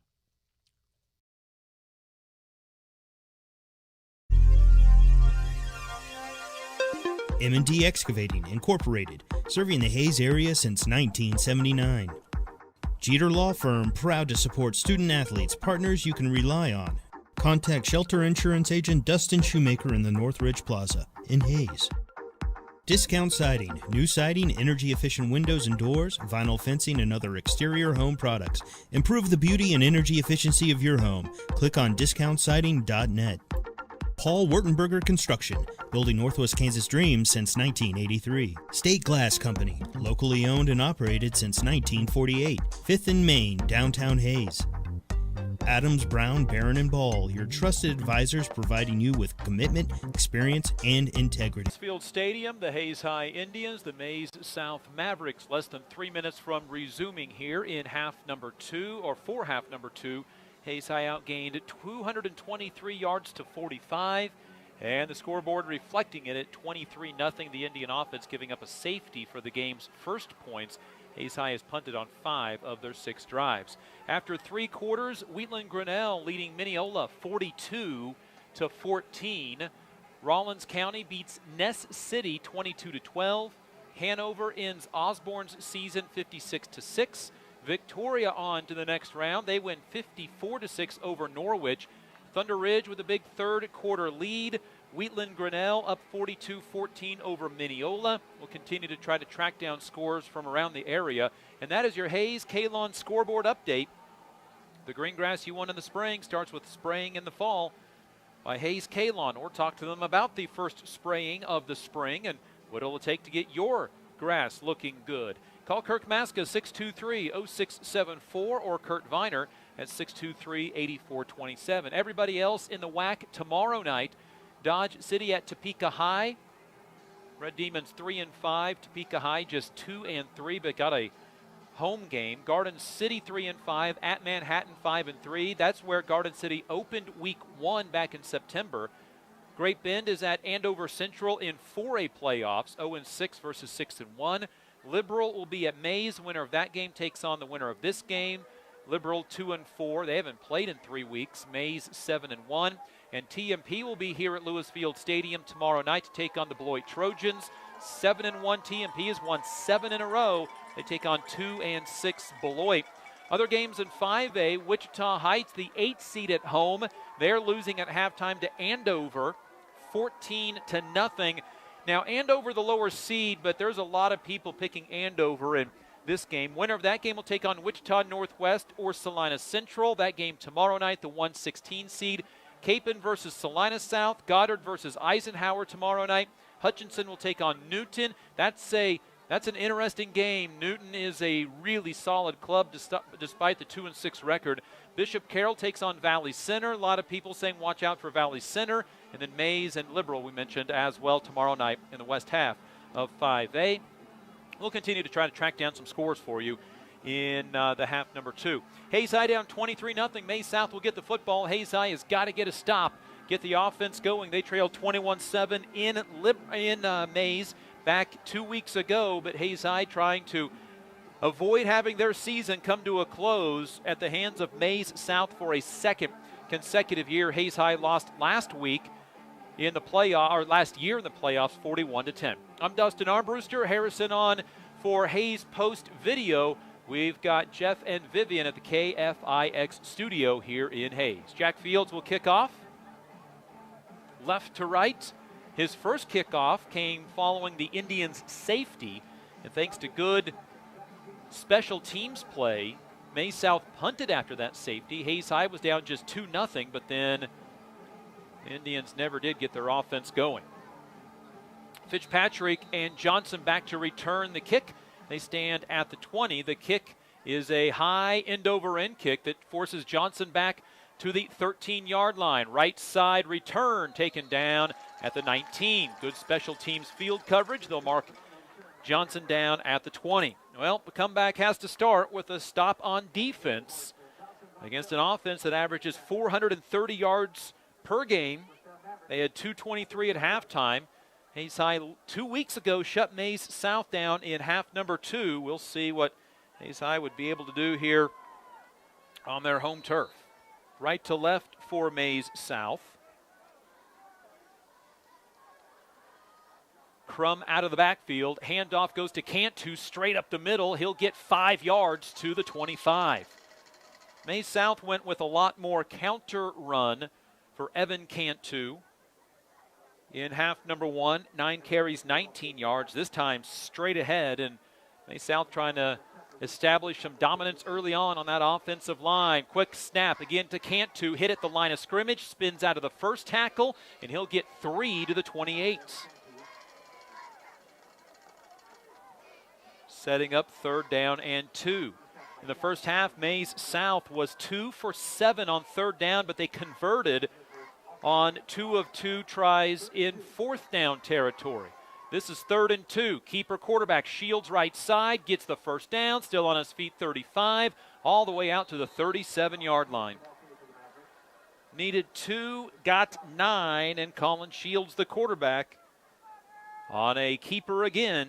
Now has 7 carries for 45 yards. He has as many yards rushing as the Indians have as a total offense from the first half.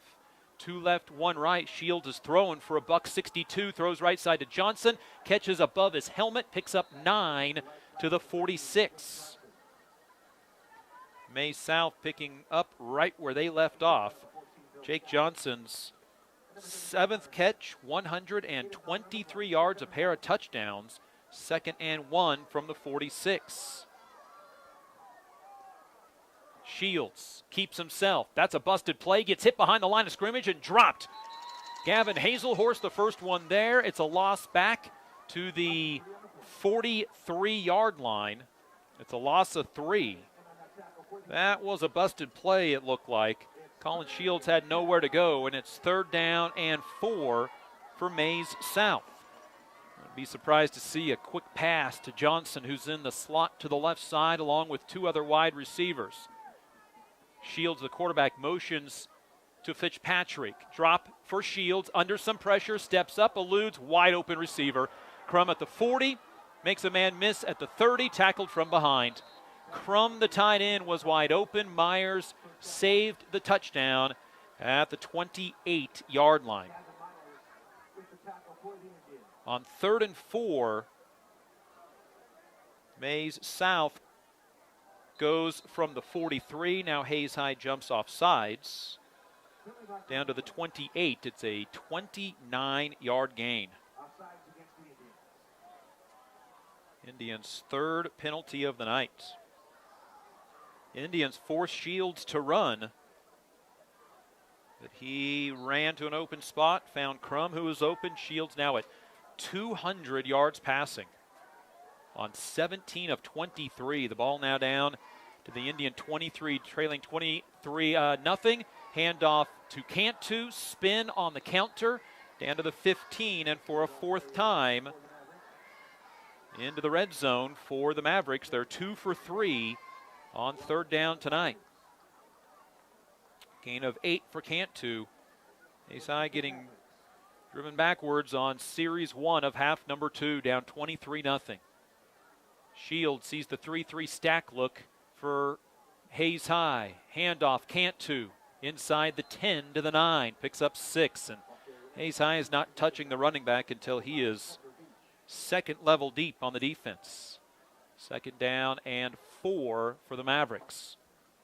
Hayes High lost 21-20 2 weeks ago to this team, but they were only down 14 at half. They're down right now 23-0. And Maize South threatening to score again. Shields, snap, handoff, Cantu straight up the middle. Near a first down at the 6. They'll give him the first down at the 5 on a gain of 5.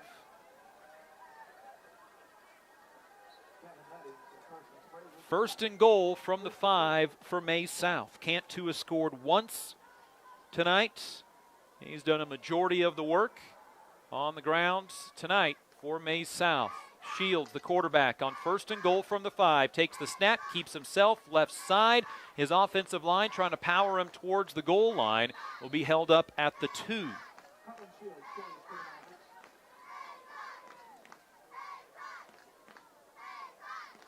Second and goal. Hayes High in danger of going down by 30. This would be the most points they would have given up in any game this year, and it'll come with over 7 minutes to go in the half. If they don't, or in the third quarter, if they don't get a stop. Handoff, Cantu hit behind the line of scrimmage. Bill Scott with the stop back at the 4, a loss of 2.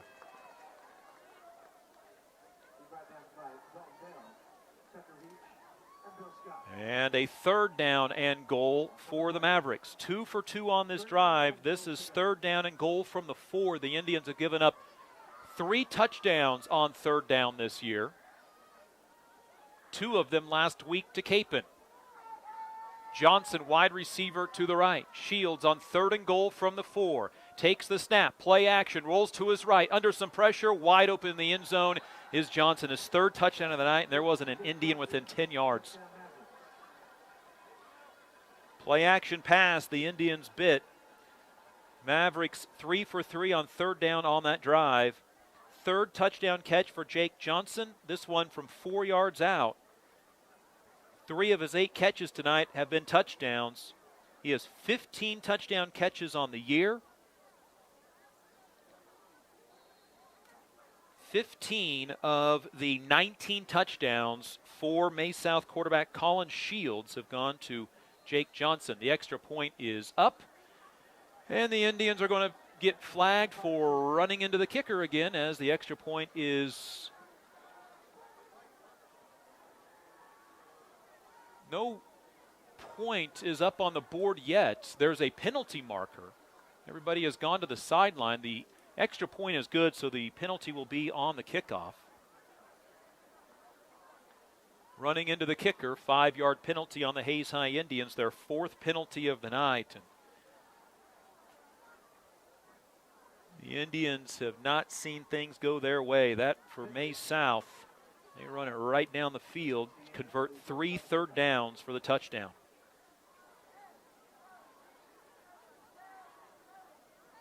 That was a 12-play touchdown drive of 80 yards.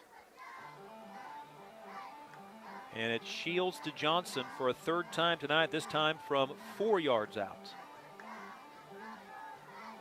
And that may be the biggest difference of game 1 versus game 2 in this series this year. Hayes High got an interception to open up the second half 2 weeks ago, down 21-7, and they established themselves to still be in the game, but down 23-0, now 30-0. Hayes High doesn't get the ball back until there's 7:16 remaining in the game, and they need, in the third quarter, and they need a spark. They'll have to have some big plays. They had 45 yards of offense, still have 45 yards of offense from the first half. Sam Parks to kick off. Veach and Canick to return from the 5, and the ball is a touchback, the second for Sam Parks this season. Well, he got 5 extra yards because of the penalty. And Hayes High will start at their own 20. First drive of the second half for Hayes High. Indian football brought to you by the Hayes High Athletic Booster Club, Shelter Insurance Agent Dustin Shoemaker, USD 489, and High Plains Roofing. See what the offense can get going here in half number 2. Dale back at the quarterback spot, 2 wide receivers right, 1 to the left. Tied in to the left side, low snap. Dale has to pick it up off of his shoelaces, hands to Dreiling straight ahead and picks up 2. That was an issue in the first half. The snaps that Dale had to run down on a couple of occasions cost the Indians 8 yards on one series on a first down. 2nd and 8 from the 22. Indians down 30-0. Clock rolls. Now Maize South shows a blitz with 5 at the line of scrimmage. They bring the blitz. Dale has time to throw. Throws behind. Kiefer makes a sliding catch at the 30, and that'll be a first down. What a catch by Jordan Dale. By Canick. His first catch of the night, 18th of the season, for 8 yards and a first down. Dale tonight 3 for 3 passing for a total of 12 yards. Salmons, Beckman, and Kiefer each with a catch. Dreiling behind Dale for 1st and 10 from the 30. Kiefer, lone wide receiver to the right. Run blitz, play action pass down the middle. Canick gets grabbed and it's incomplete, and there's no flag. Canick got his jersey turned around. He was behind the defender. The official got turned around. No penalty on the play. Canick was burning by the safety, and the ball goes incomplete. The official turned his back to the play and did not see the safety grab a hold of Jaron Canick. 2nd and 10 from the 30. The Indians down 30-0. 6:09 to go, third quarter. 2 running backs for Dale. Shotgun snap. Again, a low snap. Handoff. Dreiling has to get by the first defender deep in the backfield. Somehow keeps his feet moving across the 35 to the 36. Give Dylan Dreiling a ton of credit. That play should have gone for a loss of 3. He'll pick up 6 to the 36, 3rd and 4. And the Indians will look to convert for the first time tonight. 0 for 6 tonight, 37% on the year in what is almost assuredly 4-down territory for the Indians.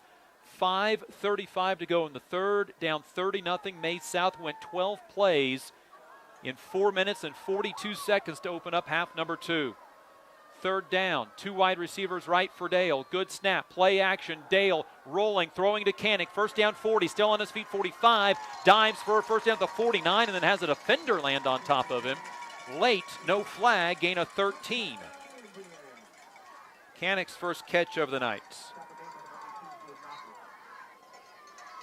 And the Indians have a first down at the 49-yard line. This is the first time, this is the furthest Hayes High has been in the game. They have not ran a play in Maize South territory tonight. Still haven't. This one at their own 49. Shotgun for Dale. Drops back to pass. Looking down the field. It is incomplete. And again, Canick got pulled on and no flag. That is 2 plays in a row.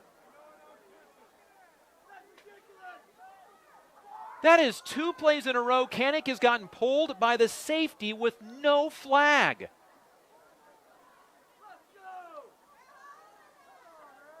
Wow.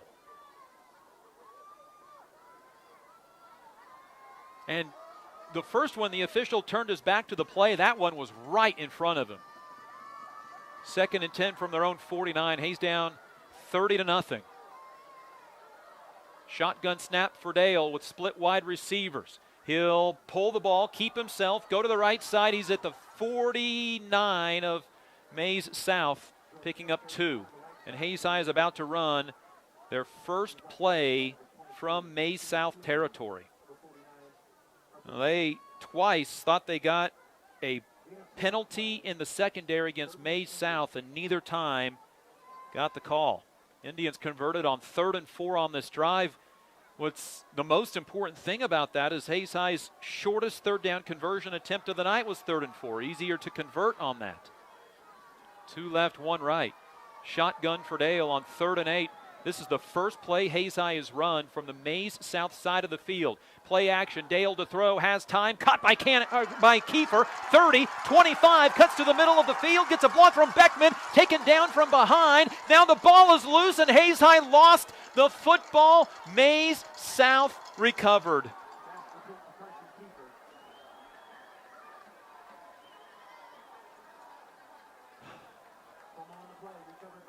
Maize South recovers at the 4. The fumble at the 7. Hayes High picked up 42 yards. They converted, and they give it up. It is the first turnover of the night.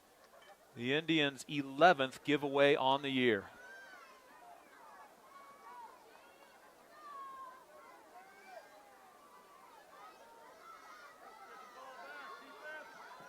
Well, the Indians were going to try to punch it in with about 4 to go in this 3rd quarter.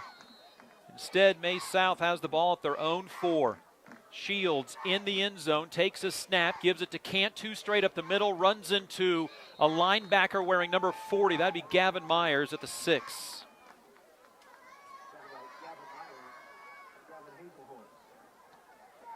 Hayes High goes 8 plays, but they fumble the ball.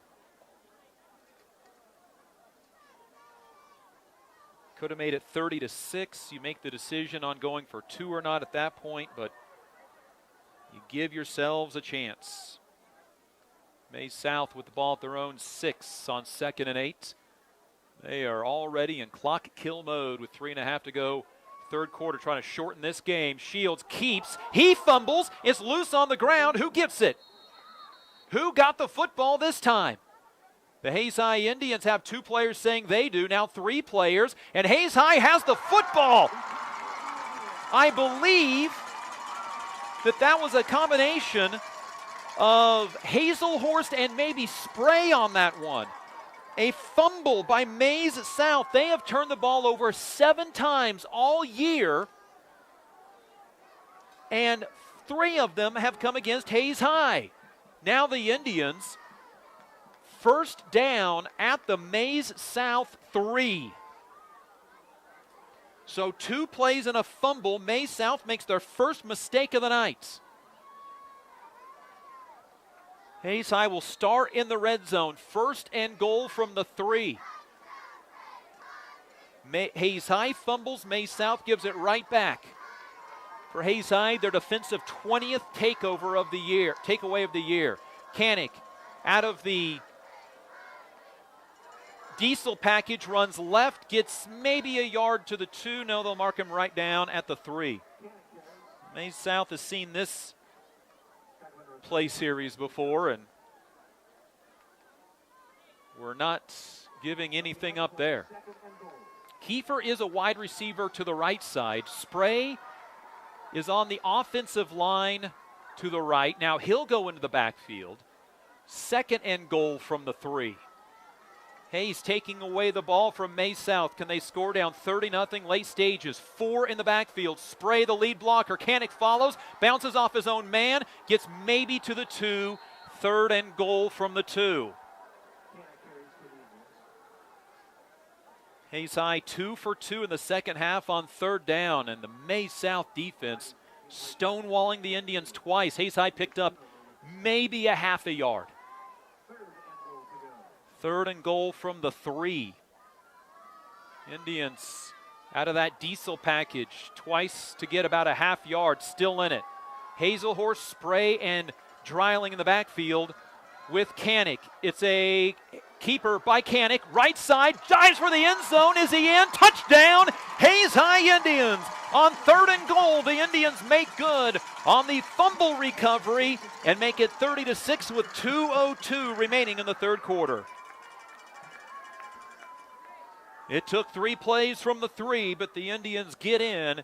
The defense gets a takeaway after the Indians fumbled it, and Jack Fields on to attempt the extra points. 16 of 21 on the year. For Canick, touchdown rush number 4 of the season, 3 of them against Maize South. Low snap, extra point attempt is up, and the officials walk to the back of the end zone, no good. And it's still 30-6. So after the fumble, Hayes High is able to get in from 3 yards out, making good on what was a long drive that ended at the 3 on a fumble, or at the 4 on a fumble. Hayes High football brought to you by State Glass Company, Aflac Insurance Agent Sean Swartz, Edward Jones, Daryl Jeff and Linda Seibel, and Paul Wartenberger Construction.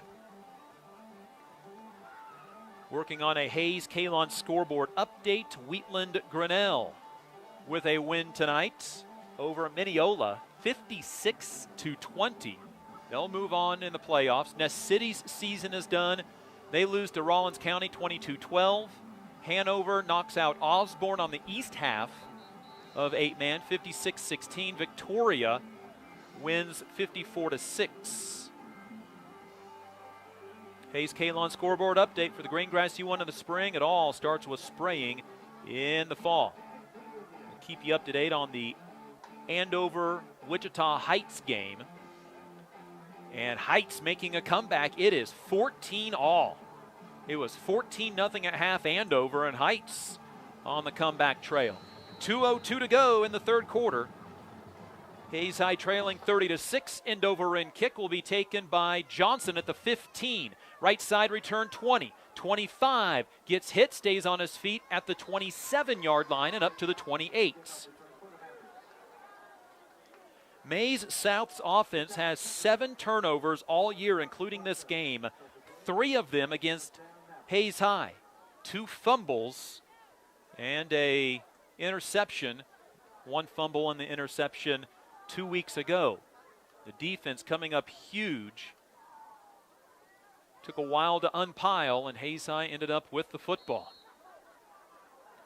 So the Mavericks, who have gone touchdown fumble here in half number 2, have the ball at their own 28. Indians need a quick stop. See if this sparks something. Handoff, Cantu, big hole, watch out in the clear 40. 50. And Wyatt Crane trying to be the one guy to bring him down will do so inside the Hayes 30 down to the 25-yard line. It is a run of 47 yards. Evan Cantu had 46 yards on his prior 17 carries.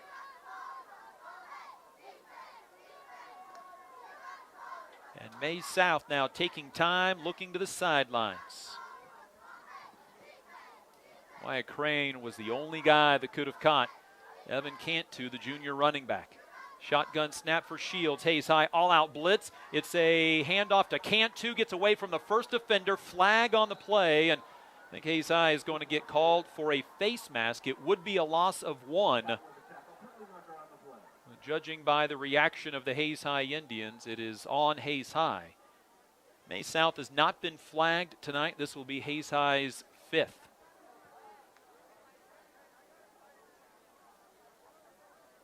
Hayes High down 30-6, 1:10 to go. It's the most points Hayes High has given up all year. Came early in the third.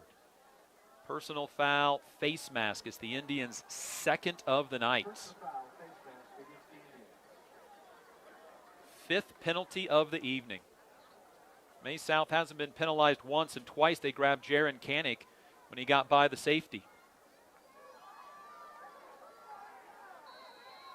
And Hayes High not real happy with something with the officials. It's a handoff, Cantu left side, gets away from the first tackle, does not from the second.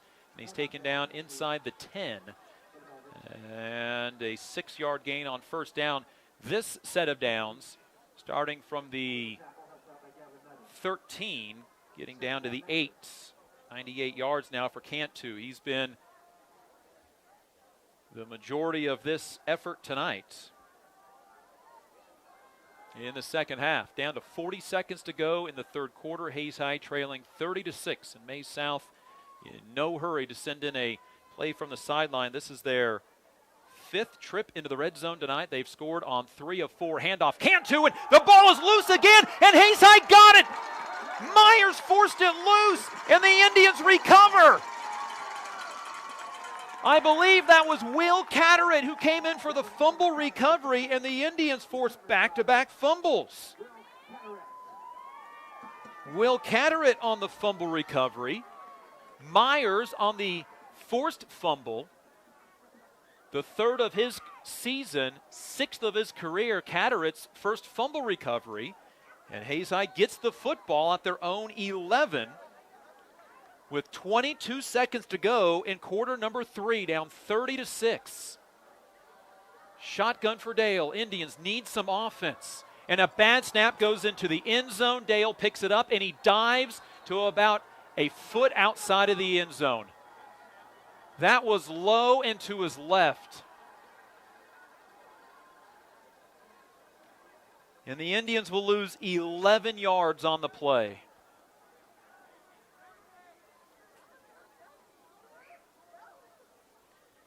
Jordan Dale's official stats tonight will have negative yards unless he busts something off long, and it's because he's had to run down long missed snaps, and Dale may be hurt. We go to the fourth quarter. Hayes High down 30-6 inches from a second safety of the night on the Hayes High Sports Network, powered by Herman Physical Therapy.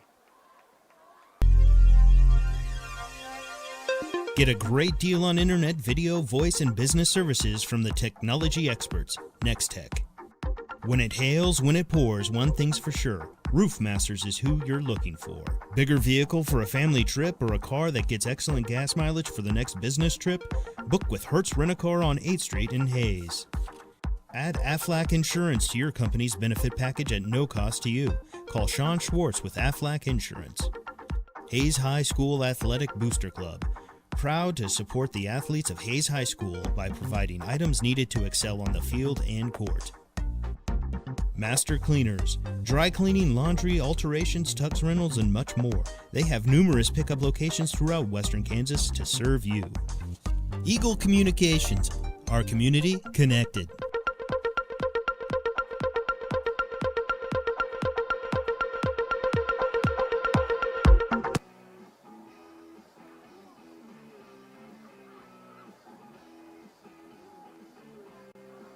Hayes High is outscored 7-6 in quarter number 3, and they trail 30-6 going to the fourth quarter. Dale is now on the training table. He recovered that errant snap in the end zone, ran it out. Looks like he is getting his lower back worked on. He had that lower back issue in the Liberal game a number of weeks ago. Hayes High now has the ball, and the back nose of the football is just hovering against the end line. Hayes High has given up a safety already tonight, one last week and one in week number 1, and see what the Indians do on 2nd and 21.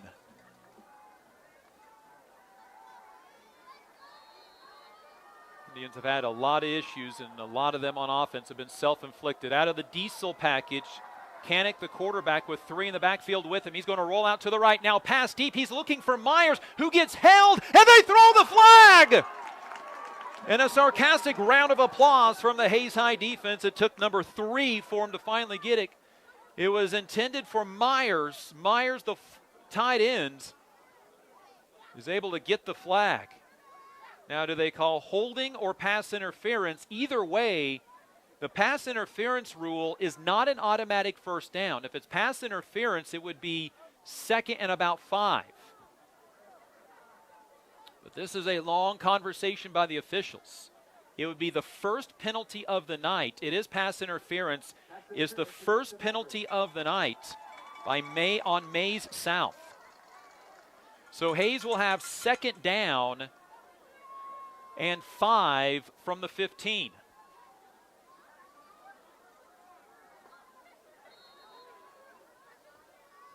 More like second down and 6. The ball at the 15, need to get out to the 16-yard line. This after Maize South got into the red zone, looked like they were going to score, and Hayes High forced another fumble. Canick, now the quarterback. Maize South brings it all, Dreiling the quarterback. He'll pull, run up the middle, 20, dive for the first down at the 23-yard line.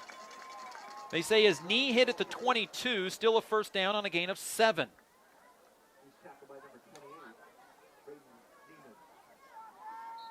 Hayes High down 30-6, 11:30 to go in the game.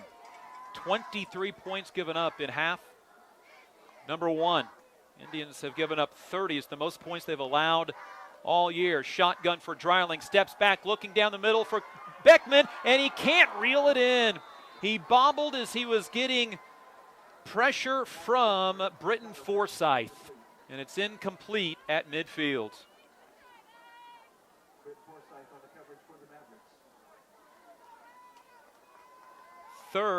Second and 10 for the Hayes High Indians from the 22. Keller, wide receiver left, Beckman and Kiefer to the right. Kiefer has 2 catches for 50 yards. His 42-yarder, though, ended in a fumble. The Indians eventually got back 2 plays later and scored. Dreiling at quarterback, and the Indians' false start make it 2nd and 15 back from the 17-yard line. Indians' 6th penalty of the night, 4th in the second half. And we mentioned it, Hayes High at times their own worst enemy. And right now, rearing its head here in the 4th quarter, Week 9 elimination game. 4 wide receivers, no running backs for Dreiling. Canick and Keller to the left. Beckman and Kiefer to the right. 2nd down and 15 from their own 17-yard line. Dreiling back at the quarterback spot, looking down the field. He's looking for Canick. It is hauled in and just cannot bring it down. Canick had to make a diving attempt for it at the 45, incomplete. 3rd down and 15. Indians in the second half, 3 for 3 on 3rd down. Scoring a touchdown on 3rd down earlier tonight. So the Indians force a fumble, then go -10 on 1st down to the goal line, get a pass interference call to get out to the 15. They pick up some yards, then lose them off of a penalty, and now Hayes High Dreiling runs for a loss of 4. Now a Hayes High Indian gets taken out late, but apparently it was incidental. Hayes High will have to punt the ball. 3rd and 15, Hayes loses 4. And it is 4th and 19 for the Indians.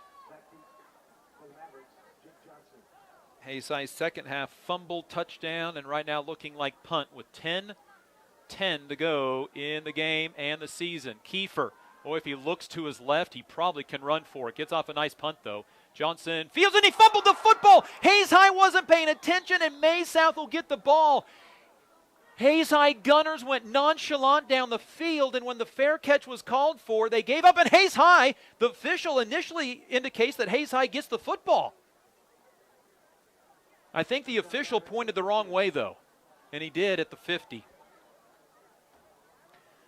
Oh, if Hayes High is paying attention, and you've got to at all moments, they would have had 2 players right there. So Hayes High forces a fumble in the red zone. The offense, though, went the wrong way to start the possession, and now 1st and 10 from the 50 for Maize South. 10 minutes to go in the game, 30-6, and it's going to take some sort of miracle here for the Hayes High Indians. They need Big plays from their defense. First of all, handoff Cantu, big hole, left side, 40, and gets tripped up by his own guy at the 36-yard line, a gain of 14. 111 yards for Evan Cantu on 20 carries. He went for a $134 against Hayes High last time, and on the season, including tonight, now at 881 yards. He came in averaging nearly 6 yards per carry, and he has been just as good as that or better tonight. Handoff Cantu again, gets through the initial line, and then Myers is there to meet him at the 33-yard line. And he'll pick up pick up 3.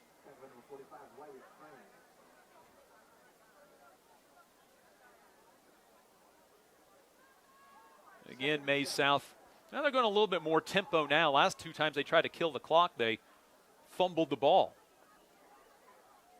2nd and 7 after the 3-yard run. South stands, checks the sideline, gets the play. Now they'll set with 15 on the clock. Take the snap. It's a keeper by Shields, the quarterback. Good pull up the middle. He'll have a first down at the 25. Gain of 8 for Colin Shields, who's at 53 yards rushing tonight. And the clock runs inside 9 minutes to go. Maize South in control at 30-6. Indian defense providing a spark here in the second half, but all but one drive, Hayes High has punted the football away. All but 2 drives, they gave up a safety as well. Handoff Cantu up the middle. Indians a stonewall on defense. Myers the tackle for loss. His 11th of the season, 27th of his career. That one back at the 29-yard line. It's a loss of 4 on the play. They'll say back to the 30 and a loss of 5. 2nd and 15, and now Maize South back to the slow play. And why not? You're up 24 points, 3 full possessions with 8 minutes to go in the game. The clock is Coach Brent Pfeiffer's friend, the only coach in program history, 12th year. Back to pass. Shields looking for the end zone. It is incomplete. Indians that time double coverage on white jersey number 2. First incomplete pass of the half for Maize South, though that's only attempt number 4. 3rd and 15 for the Mavericks. They are 3 for 3 in half number 2 on 3rd down and 5 for 10 in the game, right about their season average. They were 50% on 3rd down when Hayes went to Maize South. Because of the last 2 weeks, they are at 47%. So even in games where they did not get their normal amount of yards, they still were efficient on 3rd down. Play clock down to 6. Johnson wide receiver right. 3rd and 15. Shields play action. Rolls out to his right. Looking down the field. Pump fake. Now he'll tuck. Get hit hard by 2 players. Gavin Hazelhorst and Gavin Myers combined for a big hit at the 23-yard line. It's a gain of 7, leaving 4th and 8. And what does Maize South do? Their kicker missed 2 to the south end zone at the end of the half, and it looks like that they will try another field goal. The field goal earlier by Sam Parks was his first miss of the year. He missed. There was a roughing the kicker, then missed again from 30. This is going to be a 39-yard field goal attempt. And whistles. Did Maize South get a timeout? They did before the clock ran out. Their first of half number 2. Indian football brought to you by Master Cleaners. Coldwell Banker Executive Realty, our streaming partner. Roof Masters, Insurance Planning, and Jeter Law Firm. The Hayes High Indians have had the ball on 9 occasions tonight. They have punted on 6 of those. Lost it on a safety. Lost it on a fumble and scored a touchdown. Maize South is currently on their 10th drive of the night. They punted on their first 2, scored touchdowns on their next 3. missed a field goal before half. In the second half, they've gone touchdown, fumble, fumble. And with 7 minutes to go in the game and somebody's season, Hayes High right now will need a 2020 miracle to make this realistic. This will be a 39-yard field goal by the freshman Sam Parks, and I think the Indians may have jumped. While we get this penalty, let's pause 10 seconds for station identification. This is the Hayes High Sports Network, streaming made possible by Coldwell Banker Executive Realty. Let the biggest real estate team in Hayes find your next home. It's the Indians' 7th penalty of the night. And the offense, I think, is going to come back out onto the field for Maize South. They are, because they just turned it from 4th and 7 to 4th and 2. Maize South is 2 for 2 on 4th down tonight, and they want to try to close it out here. They're in the red zone for a 6th time this evening. Hayes High has been in there once. They've only had 2 series across the 50, and one started at the 3 thanks to a fumble. Shields goes to the side, and Dalton Dale takes him down right on the first down marker. Needed to, got to. Shields has converted on 3 4th downs tonight. The officials look, but it's a first down.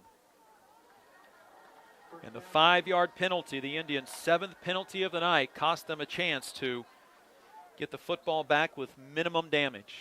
6:48 and rolling here at Lewis Field Stadium.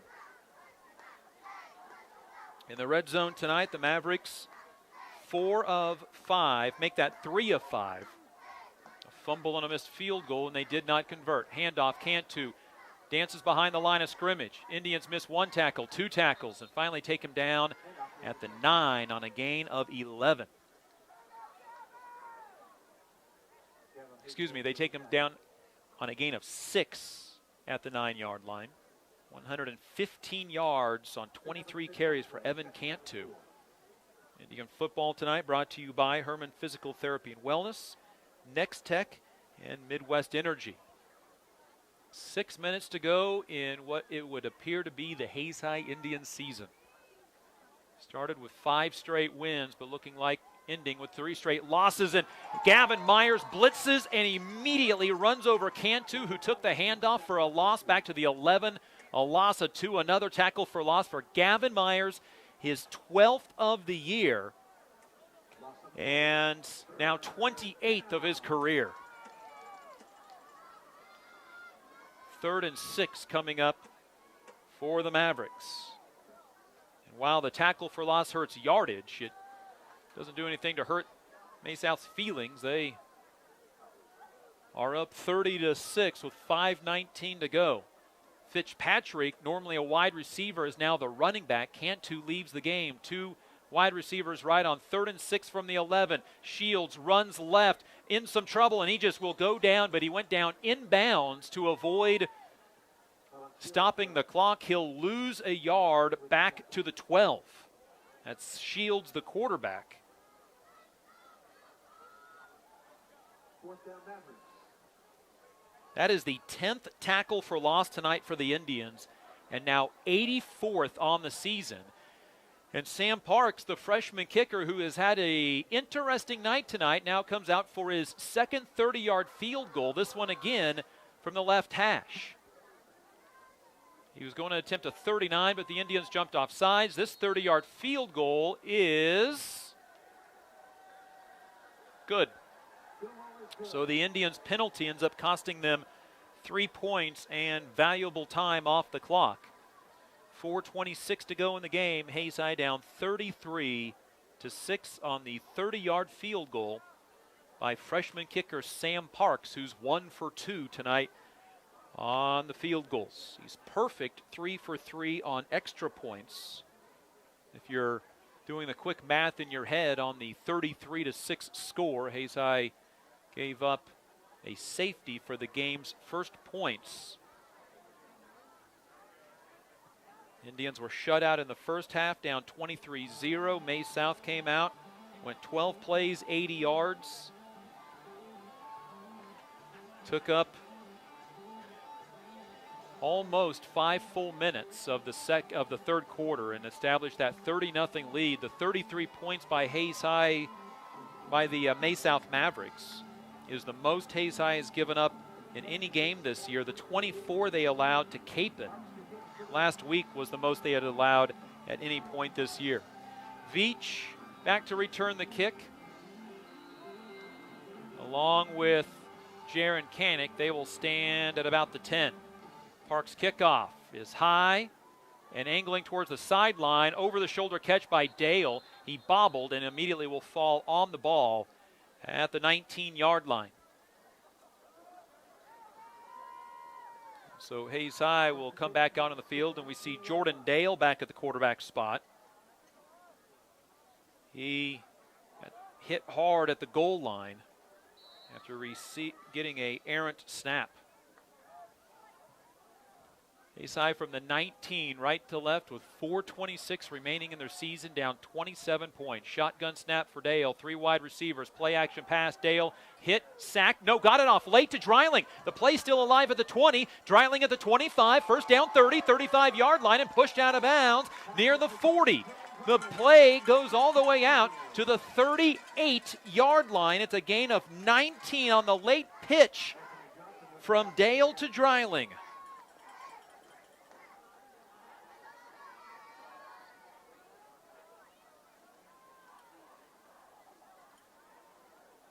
It is Dreiling's first catch of the night and his 4th of the year. Jordan Dale now throwing tonight, 6 of 8, 86 yards. 2 left, 1 right, shotgun for Dale. 4 down lineman for South. Play action pass, throws right side. Kiefer makes the helmet high catch. He will have yardage to the 44-yard line. And it's a gain of 6. Kiefer's 4th catch of the night. And Dale now at 92 yards passing on 7 of 9. His 2 incompletions could have been ruled pass interference. 2 left, 1 right, shotgun play action pass. Dale has time to throw, sidearms one out to Kanik. Kanik makes the catch, tries to jump between 2 defenders, and is very close to the first down at the 48-yard line. Quick Feet picks up 4, and the official says first down at the 48. Kanik's 2nd catch of the night. And the Indians going to the air. Dale has completed 4 straight and is 8 of 10 tonight. Had a rough week last week, 5 of 15 for 39 yards. Shotgun for Dale. This time does hand off to Dreiling. In some trouble, stiff arm 1, 2, 3 guys, and then is ushered out of bounds when the 4th gets to him. He'll lose a yard back to the 47. 2nd and 11 as the clock stops with 3:16 to go in the season. Indian football brought to you by Gibbs Auto Supply, Steel Fabrications, and Heartland Building Center. A bad first half for Hayes High. They have been outscored in the second half 10-6. First half 23-0. Play action on the jet sweep. Dale looking over the middle, gets hit at the knees by a defensive lineman, Wishman, down at the knees of Dale. The throw incomplete, 3rd and 11. That was a dangerous play. And Wishman, the defensive lineman for Maize South, is immediately pulled from the game by his coaches. Hayes High has only had 2 series in Maize South territory, one that ended in a fumble, and one that started at the 3, 2 players after the fumble. 3:10 to go in the game, 3rd down and 11.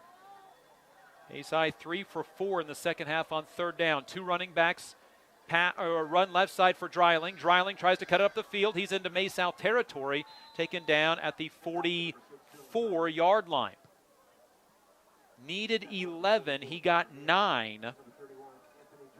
And Hayes High will go for it on 4th and 2 from the Maize South 44-yard line, needing to make it to the 42 to keep this drive going. They do put it back to the 45, so a gain of 8. which looked like the accurate spot. Hayes High runs up to the line of scrimmage. 4th and 3. Shotgun snap. Dale rolling out to the right. Gets it to Dreiling. Dreiling with a lead block from Kanik. I don't know if he got the first down.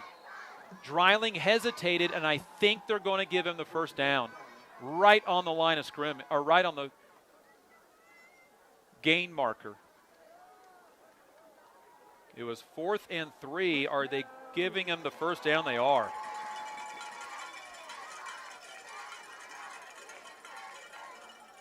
Dreiling hesitated a little bit and nearly cost him the first down. Clock stops as the chains get reset. 2:22 to go in the game and the season. Hayes down 33-6. Sending some folks home early. Kanik and Kiefer, wide receivers right. Beckman one-on-one to the left. Dale in that shotgun formation. Straight drop, looks to the right, pump fake, throws to the sideline. Kiefer, did he make the catch? No, incomplete. Dale now 9 of 13 for 99 yards tonight. Hayes High won their first 5 games of the year, including the Western Athletic Conference title. Lost to Maize South by 1. Lost last week to Capon 24-6. And then Maize South comes out here and runs in 23 quick points.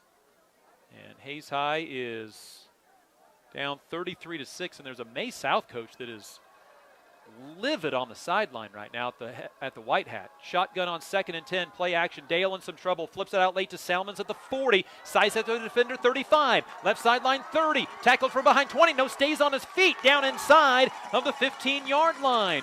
Bryce Salmons takes the ball all the way down to the 12-yard line. It's a 30-yard gain on the catch by Bryce Salmons, his 2nd catch of the night. And the Indians into the red zone for the 2nd time tonight. This at the 12.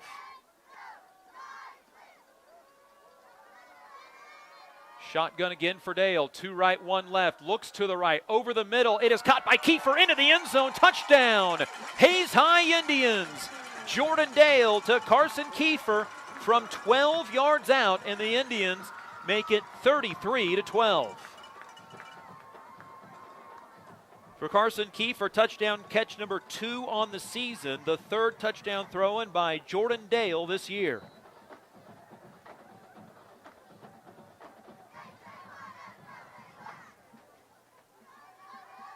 Four catches for Carson Kiefer tonight for 68 yards. The 2-point conversion is no good. And the Indians trail 33-12. 1:48 to go in the game.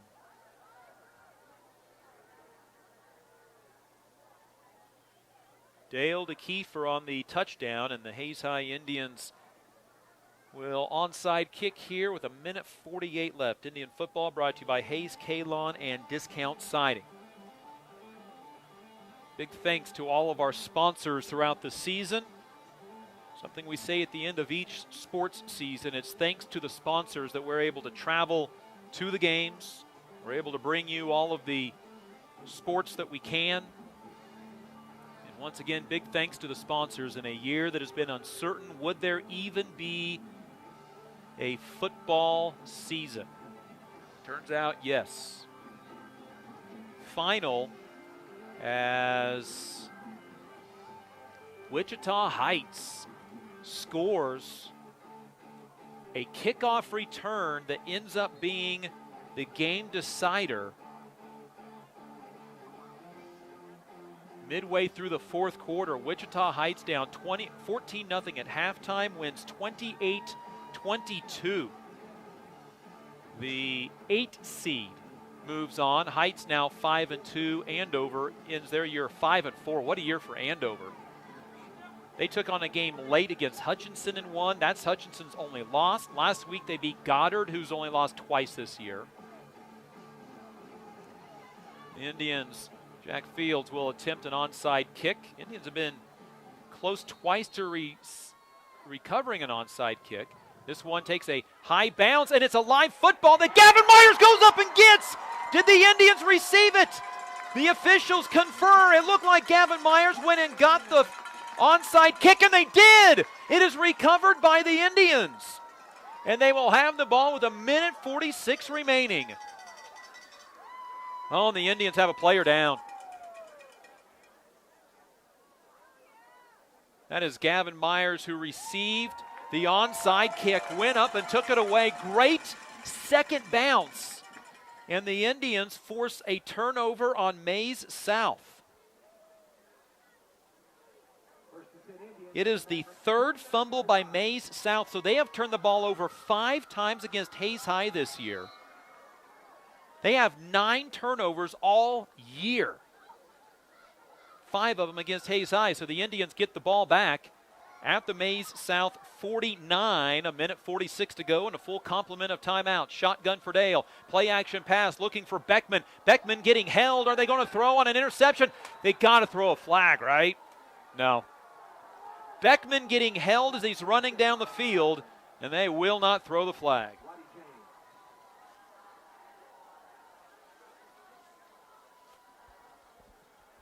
Boy, that's a tough way to end it there. Indians' second turnover of the night. They got the onside kick recovery. Maize South takes over at their own 21 with 1:39 left.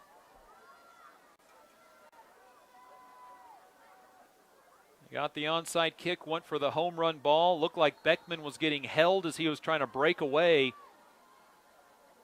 That's the third time Hayes High really looked like they were going to get a pass interference call, but not called either of the times. Maize South out on offense. Shotgun snap, high snap, and the Indians with a quick rush for another tackle for loss. Indians are going to near 90 tackles for loss this year. And I believe it is a new quarterback in the game, which if you're Maize South makes a ton of sense. And it's quarterback Owen Bailey. There's only one quarterback that has attempted a pass this year for Maize South, and I doubt that they're going to be doing it here. That tackle for loss, by the way, is a loss of 3. South taking this clock down inside a minute. 6 seconds remaining on the play clock. It's a handoff left side, big hole, watch out. Up to the 25 to the 26-yard line, and then Hayes High and Maize South player a little scuffle at the end of the play. And the Hayes High player being told by the official apparently that it's his fault. Ball out to the 26-yard line.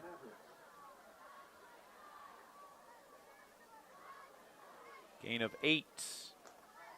3rd down and 5 for the Mavericks. 21 seconds to go in the game. Play clock at 15. Maize South does have to run one more snap here.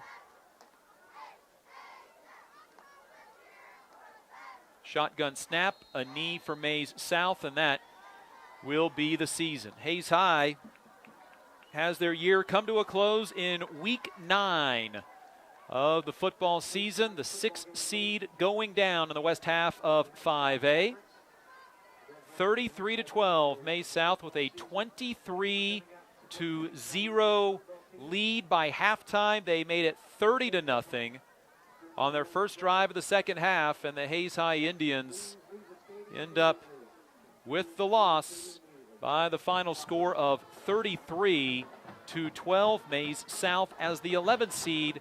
Next week we'll play the winner of Maize and Liberal. They could get a crosstown showdown with their rival Maize, who they had a great game with earlier this year. Final score 33-12. Our post-game show next on the Hayes High Sports Network, powered by Herman Physical Therapy.